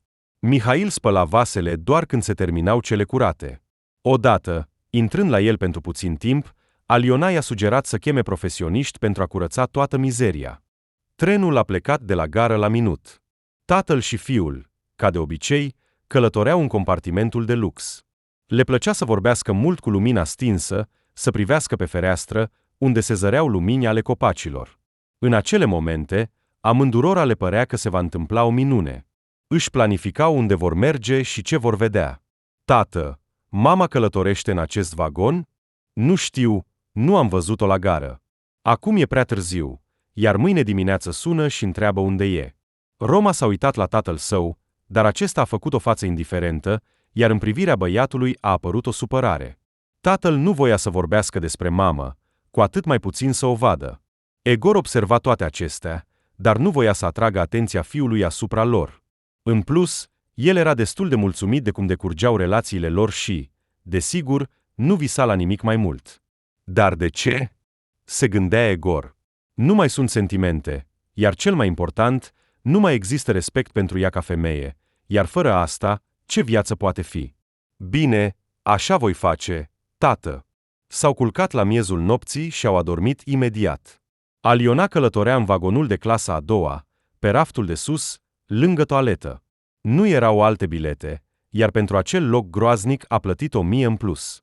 Femeia înțelegea perfect că nu există întoarcere. Da, a făcut o prostie. Egor era un om minunat, dar și ea voia să iubească. Și lui Egor îi era probabil recunoscătoare că în acel moment a susținut-o, a iubit-o sincer, fără a mai vorbi despre fiul lor. Dacă el ar fi permis măcar uneori să fie lângă ei, dar ea simțea că între el și fiu a fost o discuție, că mama nu mai trebuie să vină cu ei. Așa gândea Aliona. Totuși, nu reușea să adoarmă. Mirosul de țigări și de toaletă pur și simplu nu-i permitea să facă asta. I s-a părut că abia a închis ochii, când conductorul deja îi trezea pe toți. În 2 ore, capitala. Ne ridicăm și predăm patul. S-a ridicat imediat și a strâns patul, îndepărtându-se repede de acel loc groaznic. În curând a sunat Roma. Mamă, bună dimineața! Vii? Da, fiule, sunt în vagonul 8. Și voi unde sunteți? Noi suntem în compartimentul de lux, dar așteaptă-ne la vagonul tău. Venim să nu ne pierdem. Egor tăcea, deci toate acestea nu-i plăceau. Dar ieri a convenit cu fiul și i-a promis că nu se va mai repeta. Până acum, era suficient pentru el. Tatăl și fiul s-au apropiat de vagonul 8 și au văzut-o imediat pe Aliona. Bună dimineața! A salutat Egor, femeia i-a făcut din cap și l-a luat de mână pe fiul ei. Unde mergeți acum? Astăzi tata vrea să-mi arate sala de arme. Mi-a spus că acolo sunt aproape 4000 de exponate din secolele 17 și începutul 20. Acolo sunt regalii de stat antice, haine de ceremonie ale țarilor și rochii în care au fost încoronate țarinele, multe arme. Nu te interesează? De ce nu? Eu nu am fost niciodată acolo. Dar mai întâi aș vrea să mănânc ceva. Spune-i lui tata. Băiatul a dat din cap, dar nu știa cum să se apropie de tată și să-i spună că mama vrea să ia micul dejun. L-a ajuns din urmă pe tată. Tată, vreau să mănânc ceva. Dimineața de vreme nu mi-a fost poftă. Hai să mergem la o cafenea. Dar totul era închis, doar pizeriile și-au deschis ușile primitoare. Egor a comandat o pizza mare și cafea pentru toată lumea. Roma încerca cumva să atenueze atmosfera tăcută, acum înțelegea că nu era bine să o invite pe mama cu ei în călătorie. În cele din urmă, acest mic dejun greu s-a terminat, iar ei s-au îndreptat încet spre metrou. Au ajuns repede la muzeu. Au avut noroc și s-au alăturat unui tur. 2 ore au umblat prin acest muzeu unic. Ochii lui Roma străluceau. Super, tată, mi-a plăcut. Poate la un centru comercial? Acolo Roma se poate distra, a propus Aliona. Avem și noi un centru comercial în oraș, a răspuns Egor, iar Aliona a tăcut. Unde mergem acum, tată? Există un centru pentru copii numit Kitburg. Acolo te poți distra pe săturate și poate chiar să te decizi asupra viitoarei profesii. Îți vor da un carnet de muncă și te vor trimite într-un oraș adevărat, unde vei încerca 50 de profesii diferite, de la bancher la pompier. Dar asta nu e tot. La final, vei primi un salariu. Da? Atunci hai mai repede. A uitat complet de mamă, iar ea a înțeles că este deprisos aici. Băiatul era atât de entuziasmat după acea excursie, încât Egor a decis că a fost suficient pentru astăzi. Totul, Roma, prânz și odihnă. 3 au intrat într-o cafenea. Egor a comandat o masă completă pentru toată lumea. În ce hotel ai stat? A întrebat-o Egor pe Aliona. În niciunul. Dar unde vei dormi? Nu știu. Înțeleg. Iată un hotel. Mergeți cu fiul. Eu voi încerca să închiriez o cameră undeva. Nu trebuie. Hai să mergem împreună. Eu voi dormi cu fiul, iar tu pe patul tău. Îmi pare rău că-ți sunt o povară. Bine, hai să mergem. S-au așezat bine. Paturile erau largi și toți au dormit bine.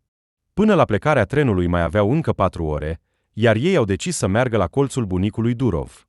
Tată, am fost deja la grădina zoologică. E altceva.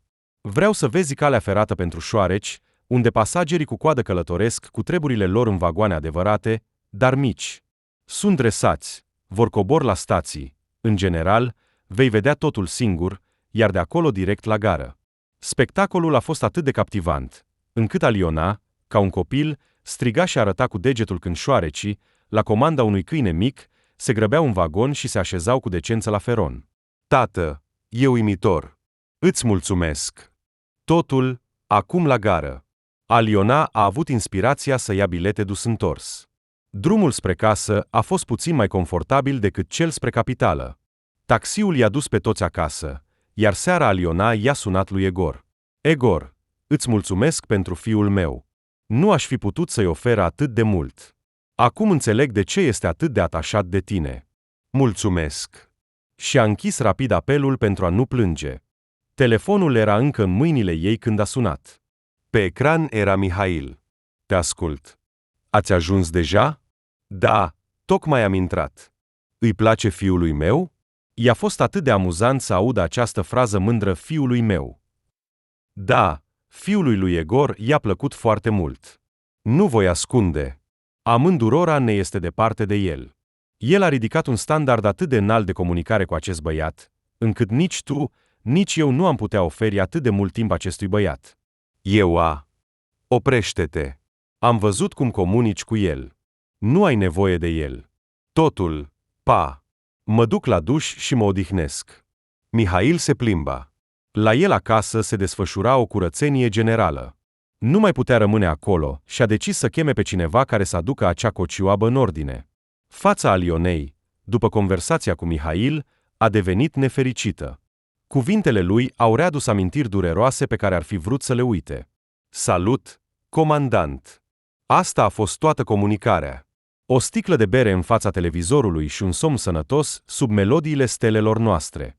Un exemplu bun ar fi fost în fața fiului. Ceea ce a făcut cu adevărat bine a fost să aleagă un tată ca Egor. Fiecare copil visează la un astfel de tată, dar băiatul ei a avut mai mult noroc. Desigur, viața cu Egor nu a fost plină de dragoste din partea ei, dar Aliona considera că căsnicia ei era fericită. Îi plăcea să creadă că are un soț atât de frumos, atât de bogat și care o iubește atât de mult. Îi plăcea să-l susțină în momente dificile și să se bucure împreună cu el de succesul său, dar nu mai mult de atât. Iar acum era complet singură. Fără soț, fără fiu, fără amant, și asta aproape la 40 de ani. Aliona nu a mai călătorit niciodată cu ei, odată a fost suficient, nu voia să se simtă din nou deprisos și inutilă. Își amintea cum o privea Egor, ca pe un loc gol sau ca pe un mobilier pe care trebuie să-l arunci la gunoi. Era supărător și dureros, dar nu avea pe cine să învinovățească, pentru că de la acea fată, care l-a ajutat să strângă mandarine, și de la cea căreia i-a cerut mâna și inima, nu mai rămăsese nimic. Ea a murit pentru el încă atunci când a mers cu Mihail în mașina lui în parc. Fata Aliona a murit în chinuri groaznice, iar a plânge pentru sine, pentru speranțele sale, era deja deprisos. Cea care a venit în locul ei a devenit mai dură, mai realistă și a încetat de mult să viseze la o viață cu Egor desigur. Acum înțelegea că pentru fiul ei era gata să suporte aceste priviri umilitoare ale lui Egor, nu voia să-l piardă pe Roma la fel cum l-a pierdut pe soț. De la momentul în care au venit din capitală, au trecut aproximativ 3 luni, iar astăzi, din întâmplare, l-a văzut pe Egor în centrul comercial cu o femeie. I s-a părut o zeiță, iar când s-au apropiat, femeia s-a dovedit a fi și mai frumoasă. Fără pălărie, cu părul bogat, îngrijit, strălucitor, ca o oglindă curată. Pielea netedă și îngrijită, arăta ca o femeie scumpă, iar în acel moment Aliona s-a simțit ca o rață urâtă. Era cu siguranță mai tânără decât ea, iar invidia, durerea și un nod în gât au făcut-o să respire greu. Doar pentru o secundă, Egor a aruncat o privire către Aliona și, fără a o saluta, a trecut pe lângă ea. Ea i-a urmărit cu privirea și s-a gândit cum va reacționa Roma la asta. Puțin probabil că va fi fericit dacă atenția lui Egor față de el se va diminua. Era multă lume în centrul comercial. Toți se pregăteau pentru anul nou, așa că nimeni nu ieșea din magazin cu mâinile goale. Ultima sâmbătă înainte de anul nou, Aliona a vorbit cu fiul ei. Rom, hai să mergem în vacanța de anul nou în capitală sau în alt oraș. Acolo nu ai fost cu tata. Îți voi arăta acest oraș minunat. Mamă, nu știu încă ce va decide tata. Ce legătură are tata? Eu sunt mama ta și pot decide și eu unde își va petrece fiul meu vacanța. Tatăl tău are o altă femeie și cu siguranță va dori să petreacă timp cu ea. O cunoști? Da, a fost la noi în vizită. Cum se poartă cu tine? Normal, nu ne-am cunoscut bine. O să-l sun pe Egor și o să-i spun că plecăm în orașul Peci. Bine, a spus băiatul, supărat. Aliona era sigură că Egor va fi bucuros să-i cedeze copilul timp de 10 zile, așa că a sunat cu încredere numărul lui de telefon. Da, Aliona, salut. În alt oraș. Cred că nu te vei opune. Acum ai o doamnă în viața ta. Exact ei îi oferi tot timpul liber. Roma doar îți stă în cale. Poate ar trebui să revizuim hotărârea instanței privind locuința lui? Vrei să rezolvi prea multe probleme dintr-o dată. Așa nu se poate. În ceea ce privește vacanțele, nu mă opun. Cine s-ar îndoi? Vrei să mă acuzi de ceva? Tu te acuză singur. Atâția ani nu mi l-ai dat de anul nou, iar acum nu te opui. Da, exact așa. Atâția ani am petrecut anul nou cu el, iar acum a venit rândul tău, mama lui. Nu mai ai nevoie de el. O nouă femeie ți-a umplut tot timpul liber, iar pentru fiu nu mai rămâne. Ce te doare mai mult, invidia sau supărarea pentru fiu? Cui îi pasă de tine, buricul pământului? Mă îngrijorez pentru fiu. L-ai obișnuit cu tine, iar acum îl respingi. Nu spune prostii. Nimeni nu respinge copilul. Îl iubesc în continuare. Și nu ar trebui să uit de viața mea personală. Fă ce vrei cu viața ta personală. Doar nu-l duce pe copil la o criză nervoasă, tată. Și a închis apelul. Starea de spirit era stricat. Se aștepta să fie greu, dar nu atât de mult. Oxana cerea atenție, iar Roma, simțind că tatăl său nu mai are timp pentru el, suferea foarte mult din cauza despărțirii de el. Îi era dor de el, deși Egor încerca să facă teme cu el, să-l ducă la piscină și la diferite evenimente. Numai că acum nu erau doar ei doi, ci 3, ceea ce nu-i plăcea băiatului. Oxana a decis într-o zi să vorbească cu băiatul. Rom, nu-i dai tatălui tău să respire. El îți dedică atât de mult timp, dar și el trebuie să aibă o viață personală. Tata este un bărbat tânăr și frumos. Trebuie să se căsătorească și să-și facă o familie, iar el face totul având grijă de tine, temându-se să te supere. Ce să fac, dacă îl iubesc? Iubește-le în voie, dar poți petrece timp și cu mama ta. Asta înseamnă că tata s-a săturat de mine? Te-a rugat el să vorbești cu mine? Nu, va fi un mic secret între noi. Tata te poate duce la școală, iar mama te poate lua. Așa tatăl va fi mai liber, iar noi putem merge seara la cinema sau la teatru. Bine, am înțeles. Egor nu bănuia că Oxana a decis să preia rolul de mediator între tată și fiu. Dar Roma a înțeles totul.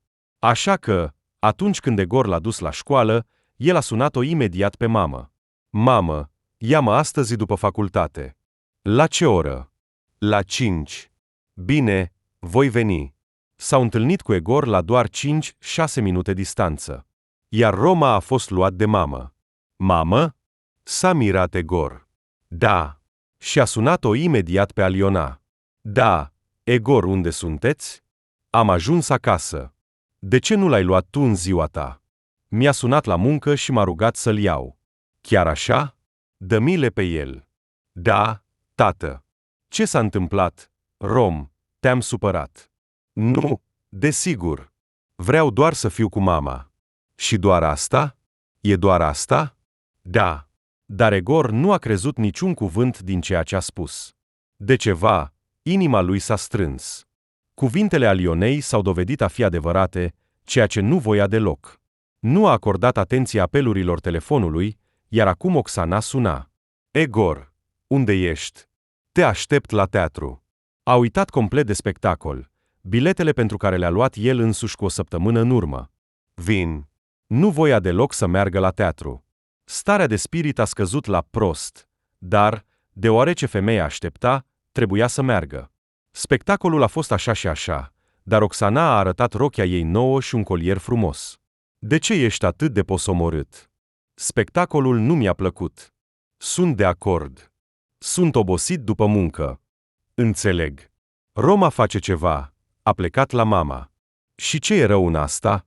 Copilul a vrut să fie cu mama lui. Ce te deranjează? Nu știu, dar nu-mi place. Oxana a decis să nu spună că discuția cu Roma nu a fost plăcută. Desigur, înțelegea că acea discuție l-a supărat pe băiat, dar femeia a acționat corect.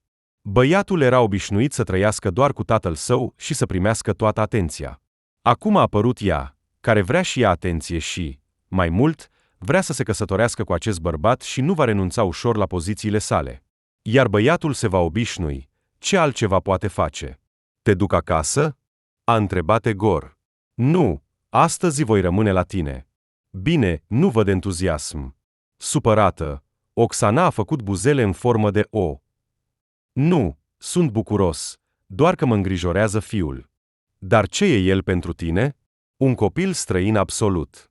Te-am rugat să nu mai spui asta niciodată, altfel relațiile noastre se pot termina înainte de a începe.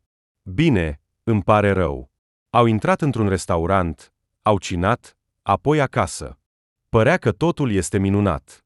O femeie frumoasă nu-i lua ochii de la el, ce altceva își mai dorea. Dar Roma nu ieșea din capul lui. În a doua zi, situația s-a repetat, iar Egor, lăsând întâlnirea cu Oxana, a mers la Aliona. Ușa i-a deschis fosta. De ce ai venit? Vreau să vorbesc cu Roma. Ea l-a împins pe scara. Ascultă, Egor, lasă-l în pace. Cererea lui de a-l lua din școală a fost a doua zi. Da, e supărat de ceva, nu-mi spune. Dar când voi ști, te voi suna. Dar mi este dor de el. Nu-ți este dor. Această conștiință te roade puțin. Dar va trece repede. Du-te și nu-l deranja. Și a închis repede ușa. Egor a fost surprins că fiul nu a ieșit să-l întâmpine, deși era sigur că a auzit vocea lui. Roma îi era dor de tată, dar considera că Oxana are dreptate. Tatăl a fost atât de mult timp singur și are nevoie de o soție. Asta știa din filmele pe care le-a văzut la televizor. Era aproape adult. Împlinise 13 ani. Starea de spirit a lui Egor era groaznică, iar a doua zi a mers la școală la fiul său, a cerut permisiunea de la învățătoare și a ieșit cu el în coridor. Poate mergem la cafeneaua noastră, să mâncăm o înghețată și să vorbim? Ce mai faci? Nu, tată, vorbește aici. Bine, hai măcar să ne așezăm undeva. Hai, lângă cantină sunt bănci. Au coborât la primul etaj și s-au așezat unul în fața celuilalt. Fiule, spune-mi, ce se întâmplă între noi acum? Nu-mi plac situațiile pe care nu le înțeleg. Mă îngrijorează. Roma s-a uitat la tatăl său cu o privire atât de matură, încât Egor s-a simțit ciudat. De ce taci? Nu știu ce vrei să auzi de la mine. Totul este bine între mine și mama. A cumpărat bilete pentru Sankt Petersburg, acolo vom petrece anul nou. Dar eu? Tu ar trebui să ai o viață personală. Îți spune mama asta? Nu, eu și mama nu vorbim niciodată despre tine. Și atunci a înțeles totul. Bine, ce ți-a spus Oksana despre viața mea personală? Nimic. Rom, noi mereu ne-am spus doar adevărul, dacă nu ai uitat. Unde ai cunoscut-o pe Oksana? La ziua de naștere a lui Andrei. Ea este prietena soției lui. O iubești? O cunosc de o lună și jumătate. E prea devreme să vorbesc despre dragoste, dar îmi place. E foarte frumoasă. Asta spune un bărbat în tine. Nu, frumusețea o văd toți. Egor a avut impresia că fiul fuge de răspuns. Rom, așa că te întorc la întrebare. Ce ți-a spus Oksana despre viața mea personală? Se uita atent la fiul său, vedea cum buza lui de jos tremură și, neputând să reziste, a sărit în brațele tatălui său. Fiule, ce s-a întâmplat? I-a spus că nu-i dai tatălui tău să respire liber, cerându-i prea multă atenție, iar el ar trebui să aibă o viață personală, că ar trebui să-și facă o familie, dar nu o face pentru că se teme să nu mă supere, și mi-a sugerat să fiu mai mult la mama, ceea ce fac. Înțelegi că eu nu am cerut-o de la ea? Da, ea a spus că această discuție va fi secretul nostru. El îl strângea atât de tare pe Egor în brațe, încât acesta i-a spus la ureche: mă sufoci. Nu, te iubesc. Nu trebuia să taci atât de mult, trebuia să-mi spui totul de mult. Te iubesc și eu și mă îngrijorez că între noi sunt neînțelegeri. Dacă ai locui cu mama, totul ar fi mai ușor. Înțeleg, fiule, dar relația cu mama este trecutul. Așa a vrut ea. Și tu unde îți petreci anul nou? La daha lui Andrei. Mama îl cunoaște. Am petrecut și noi acolo anul nou odată. Nu vreau să merg la mama în Sankt Petersburg. E mai interesant cu tine. Dar ea se străduiește atât de mult, încât nu pot să o supăr. Ești un om minunat și un fiu foarte bun. Și uită de Oksana și, după călătoria în Sankt Petersburg, întoarce-te acasă. Dar Oksana, am spus să uiți de ea și, cu atât mai mult, de acea discuție. Bine, te iubesc atât de mult, iar eu am crezut că te-am pierdut pentru totdeauna. Asta ai greșit. Nu ne vom despărți niciodată. E pentru toată viața. Adevărat? Promit.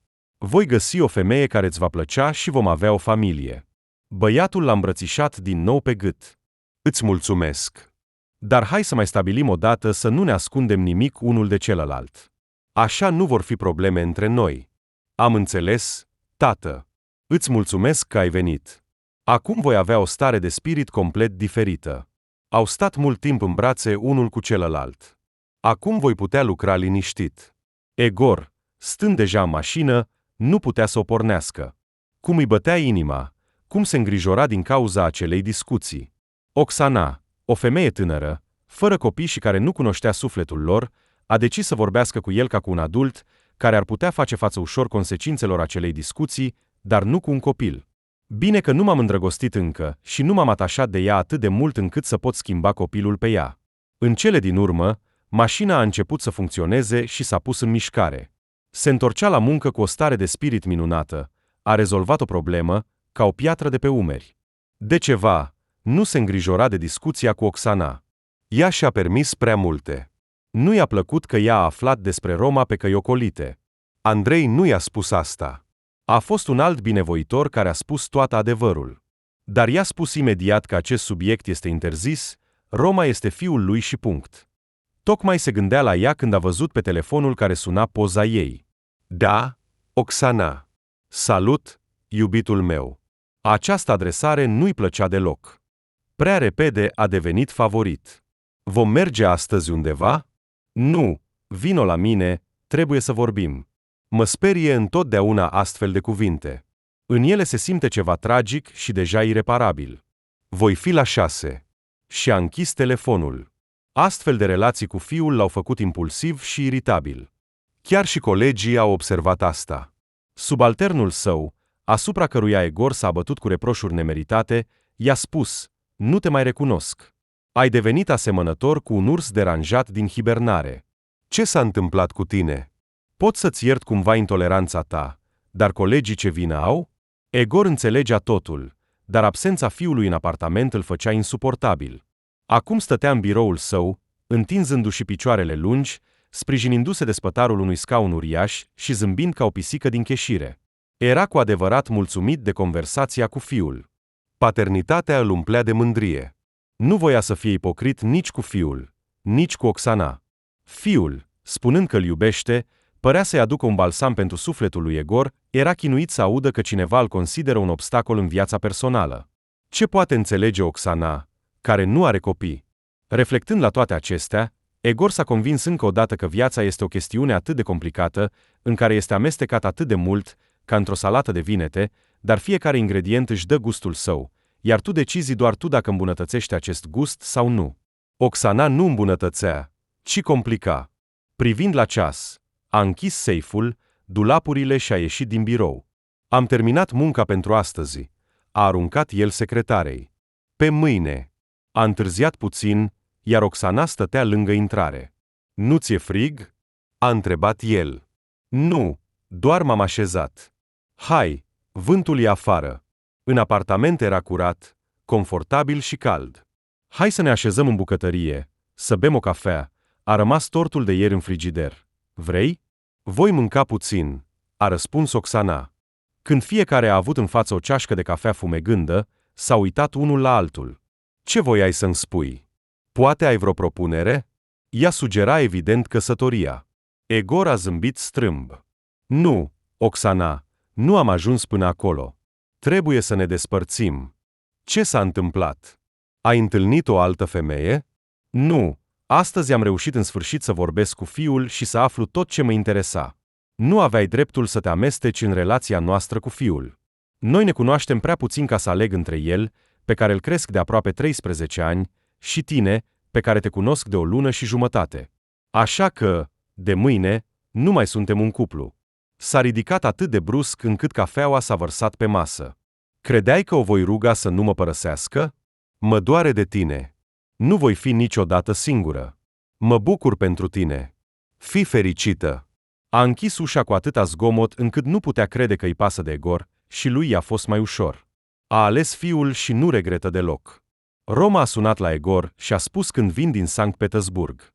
Tată, întâlnește-ne și eu voi merge imediat la tine. Mi-a fost foarte dor. Bine, te voi întâlni cu siguranță. Când Aliona l-a văzut pe peron pe fostul ei soț, s-a încruntat. Ai sunat tatăl? Da, mi-a fost dor de el și voi merge cu el. Îl părăsești? Mama s-a uitat cu reproș la băiat. Nu, pur și simplu totul va fi ca înainte. Voia să strige, să distrugă totul, dar Aliona s-a abținut. Din nou a pierdut, a spus ea, înghițind un gât de apă împreună cu ofensa și amărăciunea. Tata! Roma alerga spre tată. Mulțumesc că m-ai întâlnit. Bună, Aliona! Să vă urcați în mașină, vă duc. Tata, merg la tine. Îmi amintesc. Trebuie să iau rucsacul și tot ce-ți trebuie pentru școală. Da, ai dreptate, am uitat. Încărcând totul în portbagaj, tatăl și fiul au plecat, iar Aliona a plâns toată seara. Sperase că a reparat relația cu fiul și că nu va mai trebui să se umilească în fața lui Egor, stând sub ușă ca o rudă săracă. Dar nu, Roma a decis altceva. Totuși, s-a săturat repede să plângă după visele neîmplinite și s-a concentrat cu o mare ușurare asupra evenimentelor care se desfășurau în Sankt Petersburg. Era mult mai interesant. Era atât de plăcut să meargă alături de fiul său, atât de matur și de inteligent. Se simțeau bine împreună. Nu mai fusese atât de ușor și simplu de mult, ca alături de fiul său. Aliona a deschis telefonul, unde erau fotografii nu doar din Sankt Petersburg, ci și cu ea și fiul ei. Adevărul este că nu a reușit să-l convingă să renunțe la a locui cu Egor, aici fiul a arătat insistență, iar ea nu a avut de ales decât să accepte. În aceeași seară, tatăl și fiul nu se mai săturau de vorbit. Roma arăta fotografiile din Sankt Petersburg, iar când Egor l-a îmbrățișat, a simțit că este fierbinte. Fiule, cred că ai febră. Cum te simți? Nu prea bine. Hai să te culci, eu aduc termometrul. Febra a sărit la 39. Ce te doare? Gâtul și pieptul. Chem urgent ambulanța. Să nu întârziem, cine știe ce poate fi. A răspuns Egor și a format 03. În timp ce ambulanța venea, Roma a adormit. Obrazul îi era fierbinte, iar picioarele erau înghețate. Punându-i o pernă pe picioare, Egor nu s-a îndepărtat de copil. Când a sunat telefonul, bărbatul știa deja că sunt medicii. Are wheezing în plămâni, atât pe partea dreaptă, cât și pe stângă.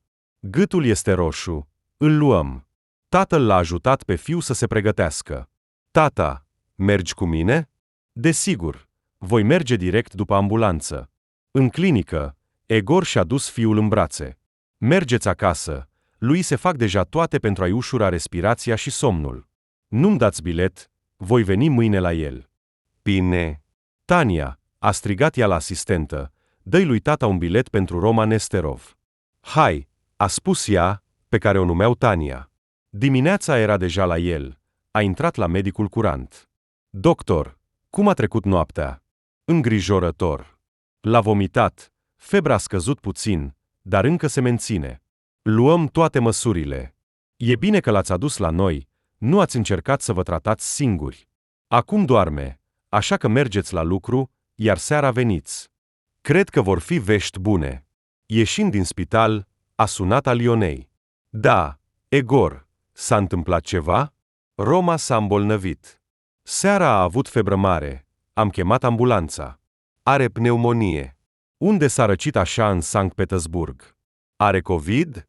Nu au spus asta. Tocmai am fost la el, dar doarme. Voi merge din nou seara, atunci te sun. Înainte de a pleca în Sankt Petersburg, Roma și-a udat picioarele. Până a ajuns la hotel, s-a răcit. Dar Aliona l-a pus imediat să-și înmoaie picioarele, iar dimineața era totul în regulă. Dar, se pare, nu chiar, deoarece băiatul s-a îmbolnăvit. Pe drumul spre muncă, Egor s-a oprit la școală și a avertizat că Roma s-a îmbolnăvit și se află în spital. Transmite-i salutul nostru, a spus învățătoarea. Mulțumesc. Acum pot merge la muncă, s-a gândit Egor și a apăsat pe accelerație. Tatăl era îngrijorat pentru fiul său. Încă nu putea să-și revină din ceea ce s-a întâmplat cu Roma în 13 ani, a fost prima dată când a ajuns în spital și era trist. În toate aceste gânduri triste, bărbatul nu a observat cum a ajuns la birou. Parcând mașina, a urcat în recepție și a intrat în biroul său. Exact la 5 a sunat telefonul. Era Roma, vocea lui nu era atât de distrusă ca înainte. Egor a decis că aceasta este, într-adevăr, o veste bună. Și totuși, cât timp este în spital, sufletul său era neliniștit. Înainte de a se despărți, Egor i-a cerut să-i promită că dimineața îi va suna. Și, deodată, ascultând un impuls inexplicabil, a spus la telefon: te iubesc foarte mult, fiule. El însuși nu știa ce anume l-a determinat să pronunțe aceste cuvinte, dar simțea că fiului său îi trebuie să le audă acum, să simtă sprijinul. Și eu te iubesc foarte mult. Te voi suna mâine. Sufletul său s-a încălzit și nu mai era atât de neliniștit. Aliona, lui Roma îi este mai bine. Poți să-i suni și să vorbești cu el. Mulțumesc. Egor, a trecut o săptămână, iar băiatul a început să se facă bine. Astăzi mergea să-și ia fiul. Egor urca la etajul 3 și, întorcându-se în coridor, l-a văzut imediat pe Roma. Egor nu a spus niciun cuvânt, doar a pășit în tăcere spre el și l-a strâns puternic la piept. Atât de tare, încât i-a tăiat respirația. Ce mai faci, fiule? Bine, m-au externat, iată actele. Stai 5 minute, mă duc la doctor. Pot? Da, treci. L-ați văzut pe fiu? Da, vesel, sănătos, mulțumim. Și-a întins un buchet. Nu are nevoie de medicamente sau injecții. Poate să ia vitamine. Virusul se apropie, iar imunitatea lui este slăbită. Dacă doriți, Tatiana poate veni la voi și să-i facă injecții lui Roma. De altfel, s-au împrietenit. Da, desigur, să vină. Spuneți-mi ce vitamine să cumpăr. Voi pregăti totul. Doctorul a scris ceva pe o foaie. Ce stă? În pachet sunt 8 fiole. Până atunci ajunge. Ea va veni la voi de la lucru pe la 6. Excelent! La ora aceea sunt deja acasă. După ce s-a despărțit de doctor, ei doi i-au coborât la mașină. E frig, a spus Roma. Hai, închide repede ușa. Am pornit încălzirea. Te-ai împrietenit cu asistenta? Da, dar de unde știi? Mi-a spus doctorul. Ea este o fată bună. Când mă simțeam tristă seara din cauza ta, îmi povestea tot felul de povești interesante. Va veni să-ți facă injecții. Ai nevoie de vitamine. La intrare îi aștepta Aliona. Ce mai faci, fiule? Acum e bine. Egor, pot să urc la tine? Am cumpărat tort, să bem ceai. Poți, urcă. Au petrecut o seară plăcută, iar când Roma a început deja să clipească, Aliona s-a pregătit să plece. Îți voi chema un taxi, e deja târziu, a spus Egor, se simțea atât de bine înconjurată de acești doi bărbați. Dacă cel mai tânăr o privea cu dragoste, cel mai în vârstă o privea cu răbdare, așteptând să plece cât mai repede. Cu reluctanță, Aliona a părăsit căldura, confortul și ospitalitatea casei fostului ei soț. Da, în viața lor de căsnicie au fost momente dificile, dar acestea se întâmplă tuturor. În relația lor a apărut o crăpătură profundă, iar vinovați au fost ea și Mihail. Chiar și ea credea mai mult că o mare iubire a lui Egor poate ierta totul, dar se pare că nu totul. Acum totul s-a terminat, iar Egor nu mai are sentimente pentru ea. Au dispărut ca ceața, iar băiatul lor nefericit se zbate între mamă și tată, temându-se să nu supere pe niciunul dintre ei. Pe tot drumul spre casă, ea a derulat în minte amintirile ca pe o bandă video, mutând cadrele, oprindu-se din nou și din nou asupra celor care erau atât de aproape de inima ei și sărind repede peste altele, care vorbeau despre căderea ei și greșelile fatale pe care le-a făcut și cu cine, cu acest om insignifiant, care nu poate să-și organizeze viața, dar rămite să se ocupe de ea sau de fiu. Vroia să uite cât mai repede aceste cadre. Chiar și conștientizarea greșelilor sale nu mai putea schimba nimic.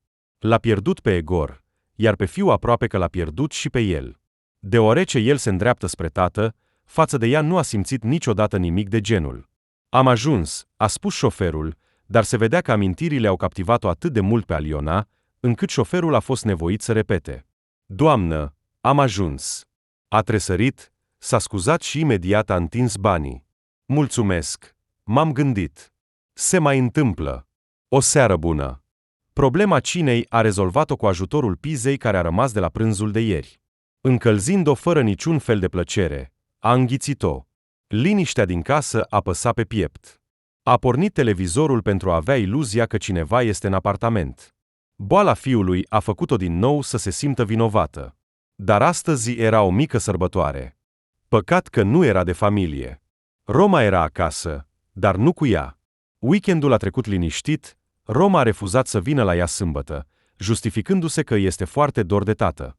Aliona nu s-a opus. Ce putea să facă? Femeia se temea să nu-și piardă complet fiul. Așa că, după ce a stat în pat aproape până la prânz, a decis să nu gătească nimic și să meargă să prânzească la un cafe. Pentru ea singură nu voia să facă asta. Începând de luni, exact la 6, așa cum promisese doctorul, Tatiana a început să vină la ei pentru a-i face lui Roma injecții. Le făcea atât de iscusit, încât Roma își închidea ochii și aștepta. Acum vor face injecția. Acum. Roma. Totul. Totul? Nici nu am observat. Parcă mi-ați șlefuit și nu m-a durut deloc. Este o manevră de distragere, râde asistenta. Și tu îmi vei povesti astăzi o poveste interesantă. Pe ce m-am oprit ultima dată? Despre cum Simion Policarpovici a distrus un tank. Exact. Și a continuat povestea ei. Simion Policarpovici era vecinul lor, un bătrân voinic. A murit la 95 de ani, dar cât a fost în viață, aduna băieții pe 9 mai și le povestea despre tinerețea sa militară. Apoi soția lui, mătușa Ustinia, le oferea tuturor ceai cu plăcintele ei uimitoare. Apoi lua chitara și toți cântau melodii de război. Tatiana venea de fiecare dată la vecini și asculta cu plăcere despre acele vremuri grele. Aceste povești din viața legendarului vecin le povestea Romai. Lui Egor i s-a părut că Tatiana face injecția prea mult timp, așa că a bătut ușor la ușă. Pot să nu deranjez? Nu. Ce vorbești? Intră, Egor Alexivici. Am terminat deja, plec. Numai după ce bem ceai. Am cumpărat un tort gustos, bomboane. Hai să bem ceai. Ridică-te, fiule. Și este convenabil? A întrebat cu un ton scuzabil Tatiana. Probabil că vrei să fii cu fiul, nu aș vrea să vă deranjez. Tatiana avea o anumită delicatețe, spre deosebire de fosta lui soție Aliona. Ne face plăcere să bem ceai în compania ta, nu-i așa, fiule? S-a adresat el băiatului. Roma a fost încântat de ideea tatălui de a bea ceai împreună. Tatiana se comporta simplu, spunea tot ce gândește, era sinceră și nu părea deloc arogantă. Era o fată bună. Aveți o casă foarte confortabilă, chiar surprinzător. O casă în care locuiesc doar bărbați, florile înfloresc, iar eu nu reușesc întotdeauna. Bărbații râdeau. Le plăcea că casa lor era lăudată și că era confortabilă nu doar pentru ei, ci și pentru oaspeți. În săptămâna în care Tatiana a venit la casa lui Egor, bărbații s-au obișnuit să bea ceai cu ea, să împărtășească știri, iar Roma să-și împărtășească succesele de la școală. Totul era atât de natural și calm, încât din exterior s-ar fi putut crede că sunt o familie. Mulțumesc pentru ceai. Luni, Roma, ultima injecție, și imunitatea ta se va restabili. Și nu ne vom mai vedea niciodată? De ce nu? Locuim aproape unul de altul, ne vom vedea cu siguranță. Și, sărutându-le pe creștet, a închis ușor ușa. Roma s-a uitat la tată, dar acesta mergea deja spre bucătărie pentru a curăța masa. Tată! Și fiul l-a tras de manșetă pentru a-l face să se așeze. Îți place deloc Tatiana Andreevna? De ce? Este o femeie foarte bună și drăguță. Dar nu o iubești? Nu, fiule, nu o iubesc. Poate, dar ce-i cu această iubire? Ce aduce această iubire? Asta aduce doar durere și suferință. Asta este ce aduce iubirea. Mama ta l-a iubit pe Mihail. Și ce a ieșit din asta? Tu ai iubit-o pe mama. Și cu ce s-a terminat? Cu nimic. Egor a fost șocat de astfel de raționamente ale unui adolescent de 13 ani. Și ce propui în locul iubirii? Doar respect. Tatiana Andreevna este simpatică, bună, îi placi, știu asta cu siguranță. De ce să nu o invităm la un cafe sau la un restaurant? Dacă ești singur, mă voi duce cu voi și te voi susține. Egor a râs cu voce tare. Fiul său a decis să-l protejeze pe un bărbat de 40 de ani. Ce-am spus eu de râs? Tată? Ce? Mă dai pe mâna ei. Nu știu ce înseamnă să te dai pe mâna cuiva, dar știu că este o femeie bună și că îi place nu din cauza banilor, ca Oxanei. Nici nu știu ce să-ți spun. M-ai uimit cu cunoștințele tale despre iubire. Dar mă îngrijorează atitudinea ta față de ea. Fără iubire, totul este în zadar. Este chimie. Oamenii trebuie să fie atrași unul de celălalt. Trebuie să vrea să fie împreună. Sentimentele de respect nu oferă acest efect. Este doar acea iubire pe care ai numit-o durere și suferință. Accept că în iubire nu totul este bine de la început. De ce? Se întâlnesc două persoane, se îndrăgostesc, fiecare are în spate experiența sa de relație, fiecare are în față modelul său de familie și trebuie ca aceste persoane să reușească să se potrivească una cu cealaltă. Iar iubirea poate ajuta la asta. Altceva nu a inventat lumea. Păcat. Cu tristețe, a spus băiatul. Dar iubirea este și diferită. Iată, se spune că iubirea la prima vedere. Da, există așa ceva. Pe mama ta așa am iubit-o. Iată, dar ea nu este foarte bună. Asta a fost la prima vedere. Oamenii nu pot cunoaște atât de repede pe altcineva și nu duce la nimic bun. Dar când oamenii merg la cinema, la restaurant, schiază împreună, petrec mult timp împreună, se cunosc și abia apoi se îndrăgostesc. Mi se pare că este mai sigur. Există o parte de adevăr în raționamentele tale deja nu atât de copilărești. Iată, a spus Roma, cum se spune, prin gura.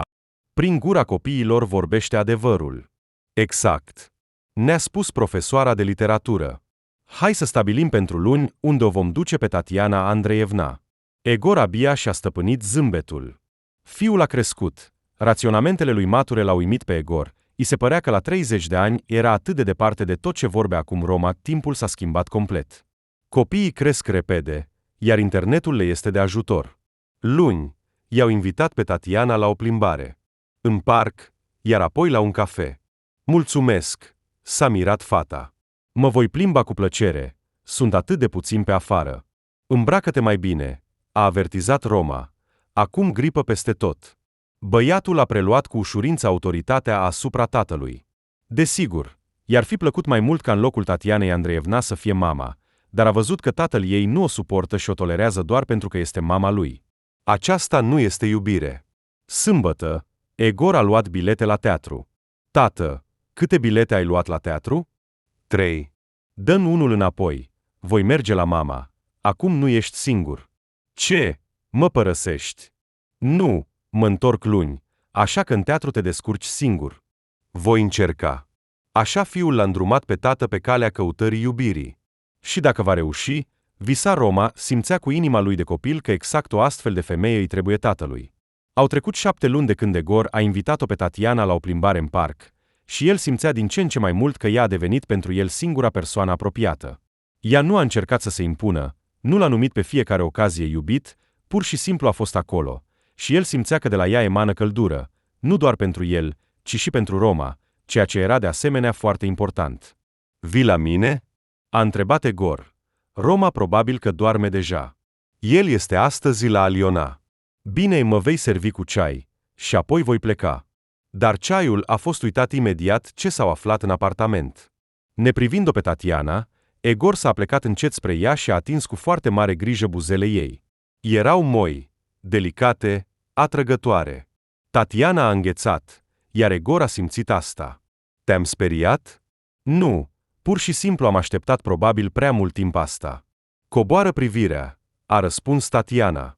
Cu grijă, îmbrățișând-o, Egor a tras-o spre el și a sărutat-o din nou. Mă atrage de mult spre tine. Probabil că nici eu nu am realizat imediat asta, dar și voiam să mă verific. Am greșit deja de 2 ori. Probabil că Dumnezeu mi-a dat o a 3-a, ultimă șansă. Dar acum știu că ești tu. Te iubesc de mult. Când ai intrat în viața fiului meu, m-am pierdut imediat. Dar nici nu îndrăzneam să visez la un astfel de bărbat. Am greșit și eu de 2 ori și am crezut că nu voi mai avea șanse să-mi găsesc fericirea. Dar tu și Roma mi-ați făcut pur și simplu fericită. Ea s-a apropiat de el pentru un sărut. Amândurora ne-a fost dat să trecem prin eșecuri, a spus Egor. De aceea știm prețul fericirii. A atins ușor cu vârful degetelor obrazul ei și s-a gândit la cum va jubila Roma. Epilog. Aliona nu se va mai căsători, dar va trăi cu un bărbat și va considera că a avut noroc. El o va accepta bine pe Roma, o va muta în apartamentul său, iar aroganța ei o va pune deoparte și pentru Vasil va fi o femeie bună și bâlândă. Mihail va schimba încă multe femei și, poate, va opri alegerea pe cineva, dar nu va găsi pe nimeni cu care să-și lege viața mai mult decât pentru câteva nopți. Ludmila se va căsători și, chiar la 40 de ani, va putea naște un fiu. Cu Mihail s-au întâlnit de câteva ori față în față, dar nu au dat nimic de înțeles că se cunosc și au trăit mult timp în căsătorie. Roma va termina institutul și va veni la tatăl său la firmă. Egor dorea ca exact Roman să o conducă după el. Egor și Tatiana vor avea 2 copii, Ecaterina Egorovna și Liza Egorovna. Tatiana s-a dovedit a fi exact femeia care a creat toate condițiile pentru fericirea familiei. Roma a trăit mult timp în familia tatălui, până când Egor i-a dăruit un apartament bun pentru nuntă. Egor, a strigat Tatiana. Întâmpinăți nepoții. Oh, salut! Bunicule, ajută-mă cu construcția. Desigur. Tată, ei vor dormi la tine noaptea asta. E în regulă? E în regulă. Distrați-vă, spunea Egor, zâmbind la fiul său și la noră.